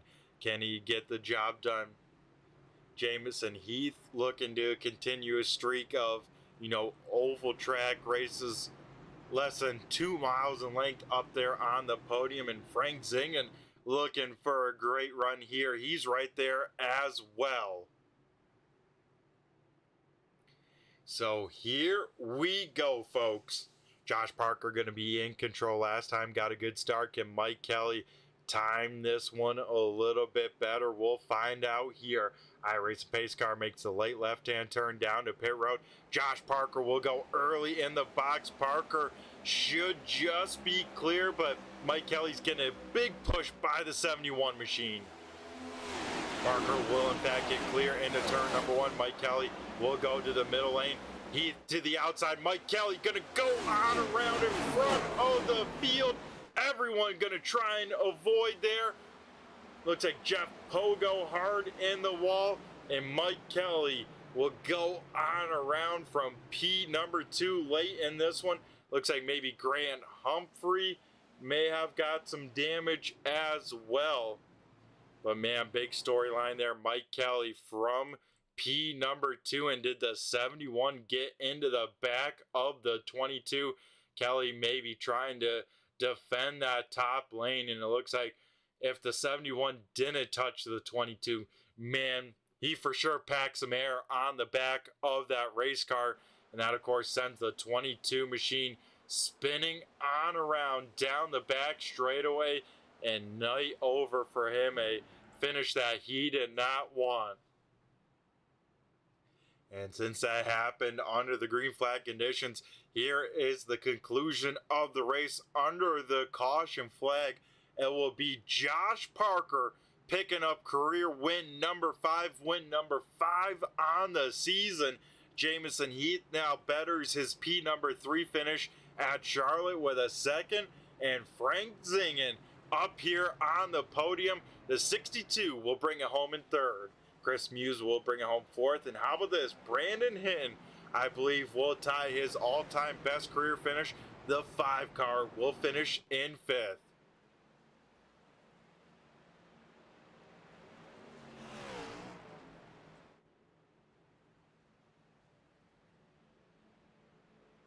So Josh Parker, will bring the 26 machine around the speedway to the front stretch, burn it on down, celebrate, and kick off our Riptide Radio post-race show. That, of course, happening at the conclusion of these burnouts. A quick commercial break, and we'll be back to chat with our top 3 finishers after a wild race here tonight at Chicagoland.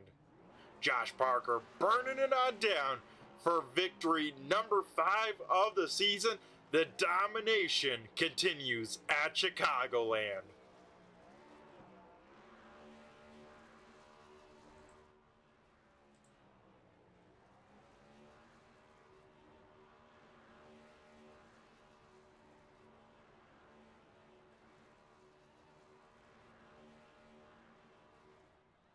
I tell you what, Josh Parker getting a lot of practice to doing some burnouts here. And I tell you what, doing it up here at Chicagoland, that might have been the best burnout so far on the season. Let me know what you guys think. But yeah, we'll be back after a quick commercial break for our Riptide Radio post-race show. Don't go anywhere, folks. We'll be right back.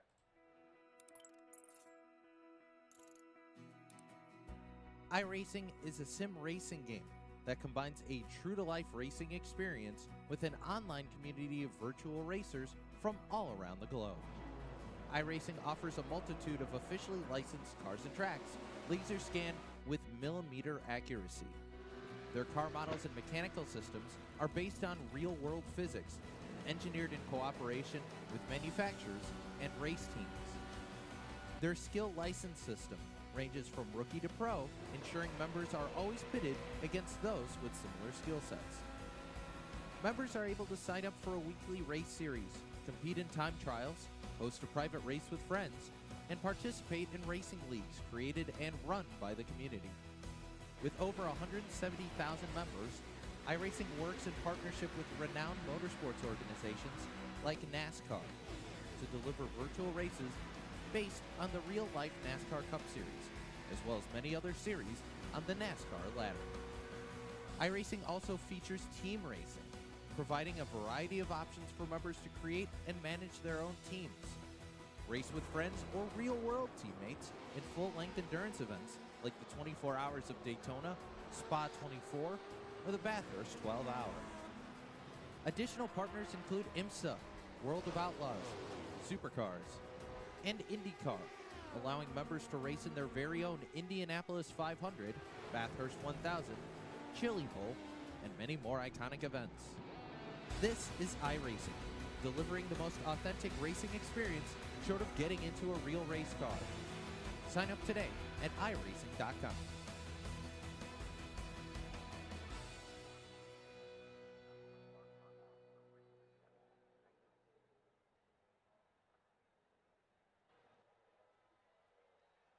Alrighty, folks, we are back here with our Riptide Radio post-race show.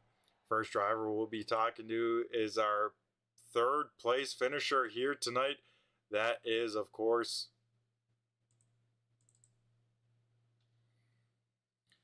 the 62 machine of Frank Zingen. We'll have first here on the show. Frank, do you got a copy? It's Brett the Jet in the booth here. Yeah, how you doing? Man, we're doing pretty good. How are you feeling after 140 plus laps? You're able to bring it home a respectable P number 3. Yeah, that was pretty good. Had that little self spin a little bit early on in the race, and I think I might have pinched Johnny one time, but other than that, it was a pretty good race. I liked how slick it was out there, and really made it a challenge. Yeah, that it did. And I tell you what, you mentioned slick racetracks. Man, Frank, it seems like that's where, you really excel and really show off your strengths. I think back to, Atlanta races, and then, of course, here tonight at Chicago. I mean, what's it with the key with you? I just love that throttle control, saving tires, watching other people just fly right past me on the start, and I'll get them back later. It's fine. Yeah, and that's what you did. It seems like all night long, continue to work your way up towards the front. And yeah, I tell you what, there at the end, you had some of the best tires, with John Crosby. Then Crosby has his moment. Did you think you could do anything with it? Or did it seem like, tires had an advantage, but not enough that you needed there at the end? I think I could have done a little bit better if I was better on restarts. I'm just terrible at restarts. I can get on someone's bumper and they'll still take off way faster than me. And I think part of it is using auto blip because I don't have an actual shifter. So, I mean, that's really where I think I lose a lot of my time on restarts. That's why I like seeing a long run better than a restart. Yeah, of course, here tonight having to end in 2 restarts, and both incidents happening right in front of you, Frank. Whew, 2 close calls at the end of this one. That had to be a little bit extra stressful for you there, too. Yeah, we're coming off 2, and I see the underbody of a car and a tire going through the right side of the car. So I thought I was done for sure. I thought I was going to have some right front damage, but it stuck out there, and unfortunately, Mike spun there at the end, and that gave us a 3rd place finish. So it was nice to see, I guess. Yeah, definitely a good finish for you, all things considered, to keep that race car under you, because we saw many of times here tonight that race car not staying under people. And what do you think the key? You mentioned, you yourself even got a little bit loose. And what seemed to be really the trick, because it seemed like the bottom side of 3 and 4 bumpy, as well as those seams can always get you right. Yeah, there's like 2 lines I mean, I couldn't pass Rob, and he was on 60 lap tires, and I was on probably 20 lap tires. He was just riding the top, and I couldn't get past him on the bottom. But there's different lines that you can run, and then if you get too low to the bottom, you're just going to feel the car starting to slide out, and that happened to me once. Yeah, and it can happen to a hurry, and especially with these next gen cars, limited side force, low tire profiles, it's tough to save that race car, right? Oh yeah, the second it starts snapping, either you're going to overcorrect it and go right up into the wall, or you're better off just doing a lazy spin and letting it go. Yeah, at least a pass through the grass, right, isn't a race ender, hopefully. Exactly. Well, awesome stuff here, Frank. Always great to chat with you, and always a pleasure seeing you out here at the racetrack. Of course, next week we are off with 4th of July weekend. Let everyone go enjoy the big 250. But then in 2 weeks' time, we head back to another kind of technical, another fast track. We head to Las Vegas. First question, hopefully you're going to be there. Do you plan to be there? And then how do you feel about some Vegas action? Yeah, I'm hoping to be there. That's one track that I'm not great at for a mile and a half. You got to really know your lines there and be able to hold it wide open a lot of the time. And that takes a lot of your tires away right there. So tires are always a huge key factor in these races. Yeah, definitely will be key. And I know, Frank, you've been running some different stuff with the 802. I know that Tuesday night truck series, it sounds like that's been pretty fun. How have you been enjoying racing some truck action with the 802 iRacing League? I didn't think I was going to enjoy it much. I don't like cars that are just wide open, but these trucks they're like old stock cars. They slide sideways, they break loose. And it's not always just wide open. There is tire saving involved in those trucks as well. So it's a good time. If anybody's looking for a truck league, definitely come and check it out. Yeah, it definitely seems like a really good time there. A lot of, good racing. And, I mean, even, quickly looking at the points over on that side, you find yourself top 5 in points after this most recent race at Atlanta. Yeah, we've been running good over there too. Yeah, awesome stuff. And Frank, we always like to ask, new season, we got to see any new kind of sim setup stuff for you, or maybe for someone tuning on in here. What do you got these days, Frank, for wheel pedals? What are you looking at? All that good stuff. Just bought Sim Magic wheel a couple weeks ago. Been running on that, so still trying to get used to it, but it's definitely way better than using a Logitech. Oh, I could believe so. So, was your Logitech direct drive, or is this the first dive into the old direct drive space? Nope, it was just the first thing into sim racing, and never switched over. And I got load cell pedals, but never went and got a new wheel. And then took 2 years to finally just decide to switch over one day. Yeah, and so far, I'm sure a lot different, right? Keep those thumbs out of those spokes just in case. Oh, yeah. 100%. Alrighty, well, awesome stuff, Frank. Always great to see you, my man, and even better to chat with you. Once again, a great finish for you here tonight. Congrats on that. And yeah, Frank, before we let you go, hopefully you're always know the routine a little bit, but we're gonna go hand over the mic to you and have you thank who you got to thank, whether sponsors, teammates, or anyone else you'd like to give a shout out to on the broadcast here tonight. I want to thank Rob and Brandon for putting this on. They do a great job. You for broadcasting this. The broadcasts are always awesome. And then definitely want to thank the family for letting me do this for 2 nights a week. So it's definitely a good time. If you're looking into getting into sim racing, definitely do it. Yeah, I tell you what, this is a great time, and this league hasn't expanded and, put on some great stuff here, and we'll continue to do so. So, Frank, we got to thank you for being part of the race in action. Once again, congrats on the P number 3, and, yeah, hopefully we'll be talking to you in the future, man, and you have a great rest of your night. Thanks, you too. Alrighty, awesome stuff. That was our 3rd place finisher, the 62 machine of Frank Zingen. Now we'll head up to our runner-up finisher, that being the 71 machine of Jameson Heath. Jameson, do you got a copy?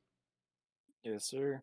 Alrighty, man. First and foremost, how are you feeling after 140 plus laps at Chicagoland? I feel good, but man, stings a little. I thought I could get the 26er on that last restart. I felt faster than him. Just didn't work out with those cautions. Yeah, we'll start from the back, work our way forwards in your race. The big moment there, you and Mike Kelly on the final overtime restart. A lot of years probably tuning into this one. What'd you feel like? What'd you see? Well, I was trying to get to the outside because I felt like I needed to get moving immediately because that was the last chance I'd have. And all of a sudden he was losing. The back end came around and I looked in the rear view and he was getting collected in a whole lot of carnage, and that was all she wrote.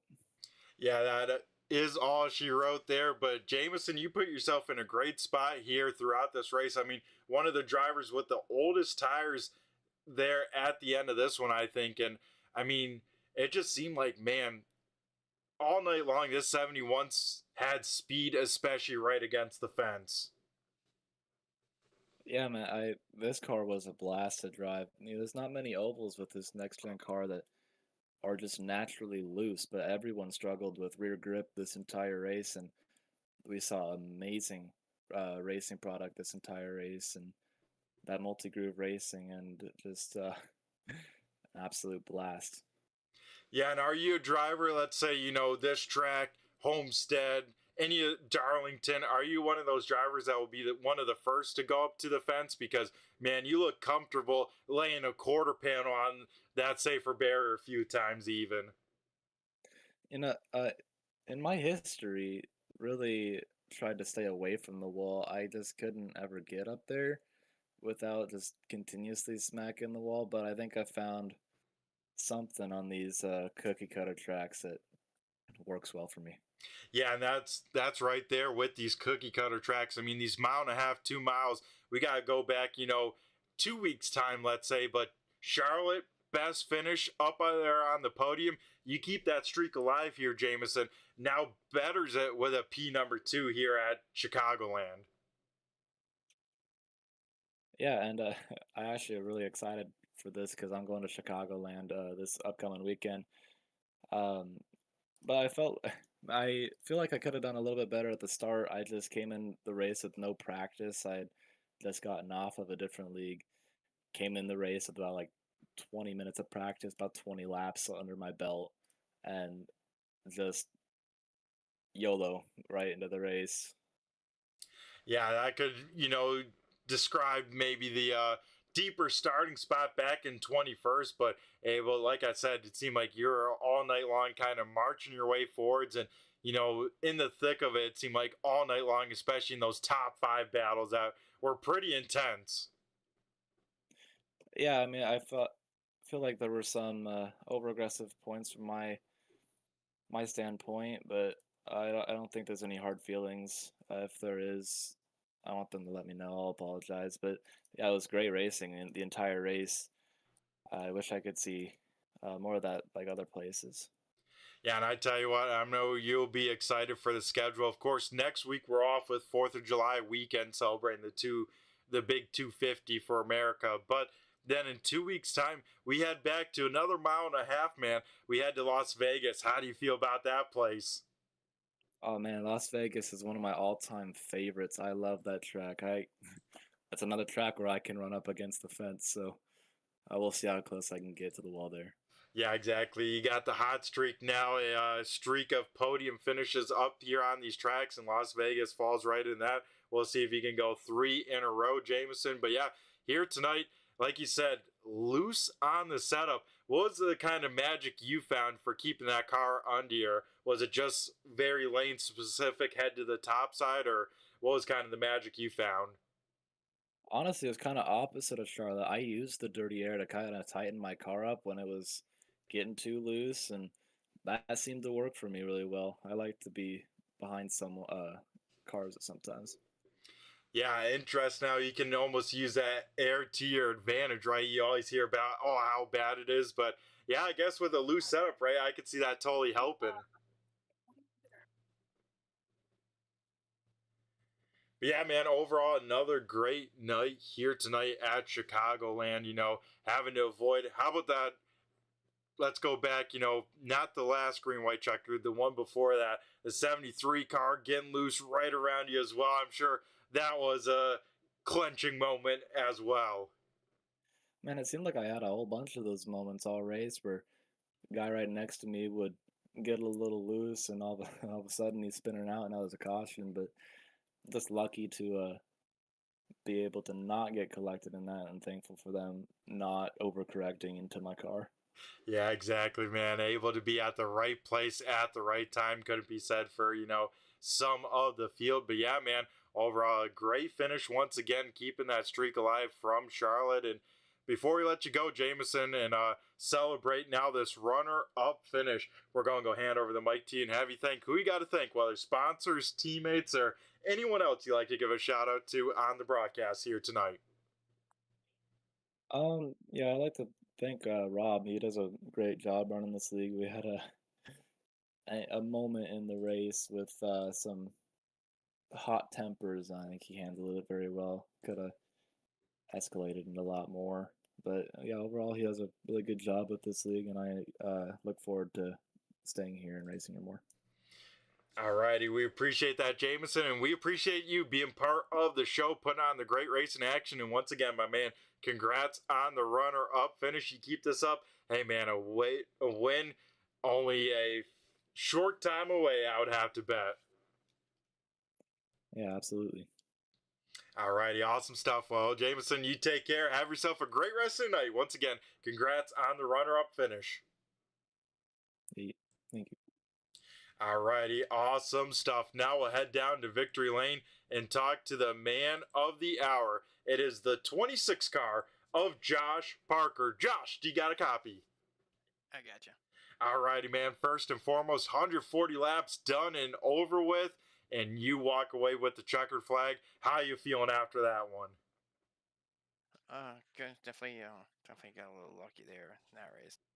Yeah, I would agree. Lucky, maybe a little understatement, but man, what a rebound you had to do here tonight. What was it? 2-3 incidents you were involved even before the last 20 laps.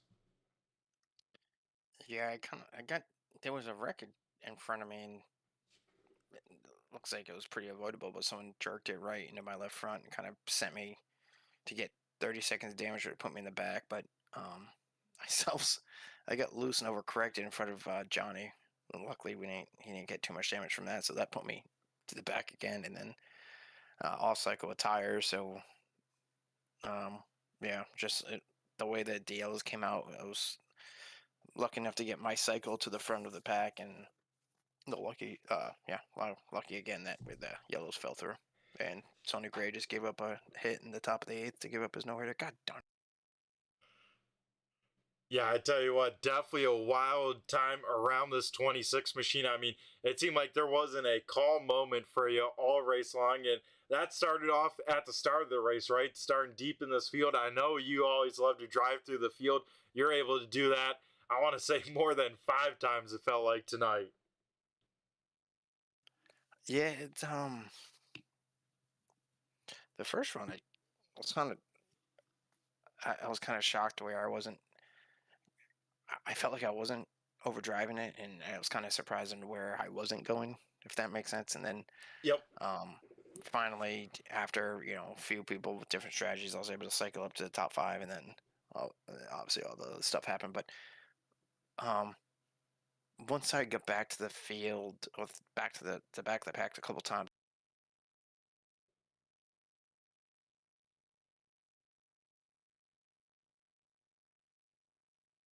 Oh, Josh, we might have lost you for a moment.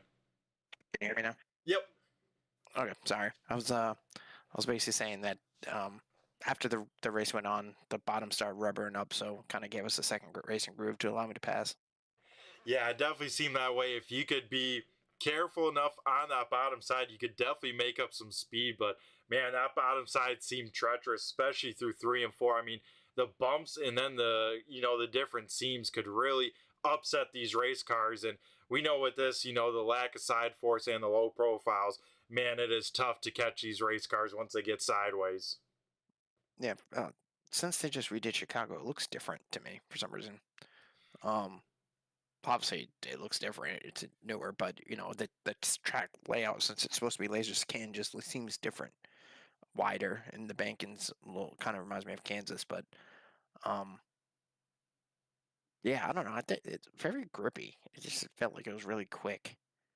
Yeah, it seemed like, there's a ton of kind of grip in the front tires all night long, even old tires versus new. It was just kind of dependent on that right rear, which I thought kind of interesting because it seemed like everyone was really ripping even lap time pace, even late in a run, let's say.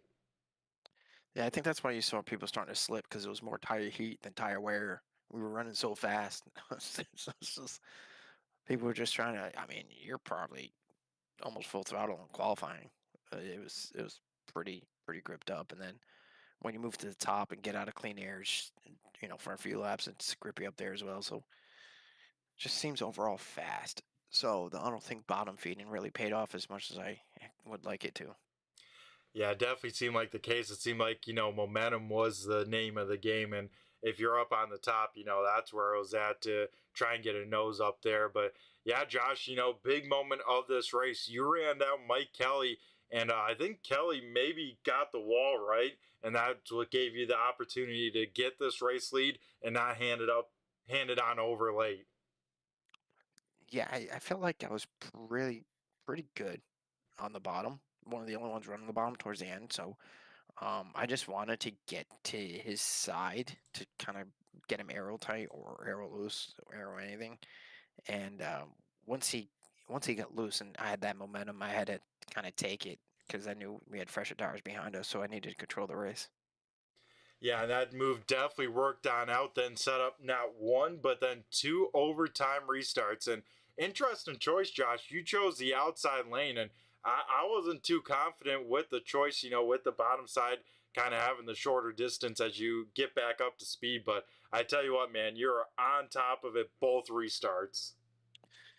Yeah, you know, I like working with Mike Kelly, so I wasn't really helping him out. I think I was going to take the top either way, but I was thinking I was thinking the same way you were. But um, if the guy on the bottom got a bad start and the guy on the top really pushed second, I didn't want to go into one side by side with the guy on the outside because I think I would have gotten screwed. Um, so worst case, if I go side by side with Mike going into one, I felt like I could hold him off and get pushed down the backstretch. So that was my thought process being that, and then again, I was just trying to go as early as I can because if I can cross his nose going into one, I can kind of use the wake of my air to get him tight. So, it never paid off. That they wrecked before we even got onto the backstretch. So Exactly. Both times you just get to the backstretch when the caution lights fall. And yeah, race ending under caution. It's been a minute since I've kind of called one for this league. What was the last time you remember finishing one of these under caution like this? mm, it's definitely been a while. Usually, if you get one green or red checker, they clean it up for the last one. But I think I would have been good if we, obviously I would have been way good if that first yellow didn't come out with one to go. Like, I'm coming to one to go. That was kind of. I think I had like a 6/10 of a second lead. That was kind of stupid, but yeah, I don't know. I don't remember the last time I finished under yellow, but I don't know. It happens with this. Like I said, it was so grippy here. The track seems wider. I don't know why. So I just feel like once you have a lane, you're gonna take it. So that's what everyone did. That's why it's very important to control the start at the end. Yep, and that you did. It was able to keep control of both restarts, walk away with the checkered flag. And man, Josh, I'm sure you're hearing it. I know I bring it up, but what a start to a season. 5 out of the first 7 races, you walk away with a checkered flag, and one of those races being an X factor of a super speedway. Uh, yeah, I don't know. The luck is kind of carrying over to Sim 500 as well. On Monday nights, I run the Premier League there and got 2 out of the last 3 there. Kind of just like I said, everything's fallen and like I want to say into my lap, but the, I'm in position to win, and I've been capitalizing. So it's been a good month. I would say the first 3 or 4 months of the year, my average finish is 30th or worse, just getting wrecked or being involved in something stupid. Most of the reason because I start in the back, so kind of no one's fault but myself. But then I'm hopping down here to have fun, and that's what we're doing. Yeah, that you are having fun picking up checkered flags. It is rocking and rolling for this 26 team. And, next week, Josh, we're off celebrating 4th of July weekend and all that good stuff. 2 weeks' time, we head back to Las Vegas. How lucky are you feeling at the Las Vegas Speedway? Man, Vegas has always been one of my favorite tracks. Going back since the sim was released. It's just, I don't know. I've always run good there no matter what the package has been. So it's going to be another good race for me. I'm hoping I can run top 5. We'll see. We'll see how it runs, but I'm hoping to run it good. Yeah, I tell you what, you keep this up, I'm sure we'll be talking to you at the end of this one. So, Josh, once again, man, congrats on career win number 5 here tonight at Chicagoland. Before we let you go and celebrate with the team and down in Victory Lane for one final time, we're going to go hand over the mic to you and have you thank who you got to thank, whether sponsors, teammates, or anyone else you'd like to give a shout out to on the broadcast here down in Victory Lane. Yeah, you, of course, doing the broadcast every week.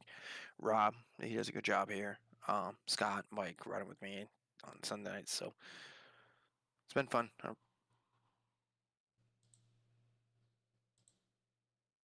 Alrighty, well, awesome stuff there, Josh. We appreciate you for being part of the show, putting on the show, and once again, another win here. So, Josh, you, my man, have a great rest of the night, and we'll see you in 2 weeks' time at Las Vegas. Appreciate it, Brett. Thank you. Alrighty, awesome stuff. That was our race winner, Josh Parker, and now that moves Josh Parker over a 70% win percentage on the season.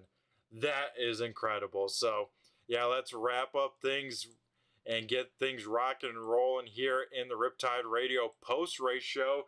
And, get ready to enjoy the big 4th of July weekend next week. And we'll come back in 2 weeks' time, July 12th at Las Vegas. So Josh Parker picks up the win. Jamison Heath, career best finish in 2nd now. And Frank Zingen will round out the podium. Chris Muse, a great rebound for him here tonight. He will bring it home in 4th. Brandon Hinton will round out the top 5. Johnny Barker will drive back to 6th. Same could be said for Anthony Calatoni in 7th. Dylan Hinton will finish in 8th. Sean Deal 9th. And Tyler Humphrey will round out the top 10. Jeff Pogo will finish 11th. 12th going to Eli Raposa. Todd Perot in 13th. James Hipsoff in 14th. And Mike Kelly, the final car on the lead lap, in 15th. Stephen Holmes will bring home 16th. 17th going to Scott Simley. Arabia Caton in 18th here tonight. 19th going to Jim Ott. John Crosby will finish in 20th. Gary Wright in 21st. Jason Harrison in 22nd. Nick Barn 23rd. Grant Humphrey 24th. Evan Fuquay in 25th. Steve Ritter will bring it home in 26th. 27th going to Chase Mistretta.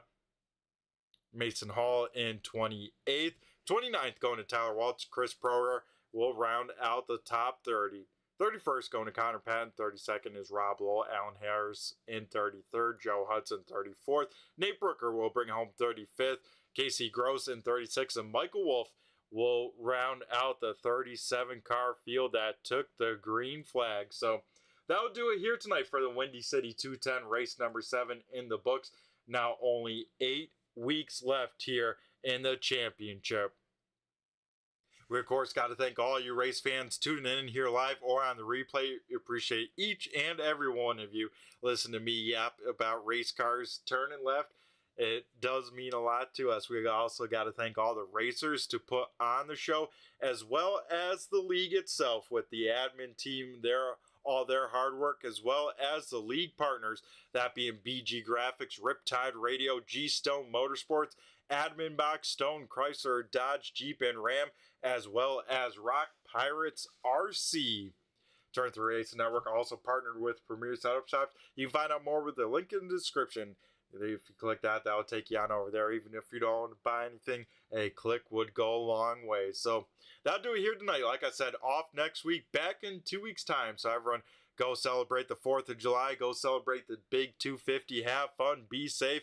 And we'll catch you in 2 weeks' time. So I've been Brett the Jet in the booth, and I just flew by you. Have a good one. iRacing Setups is the longest running setup shop on iRacing.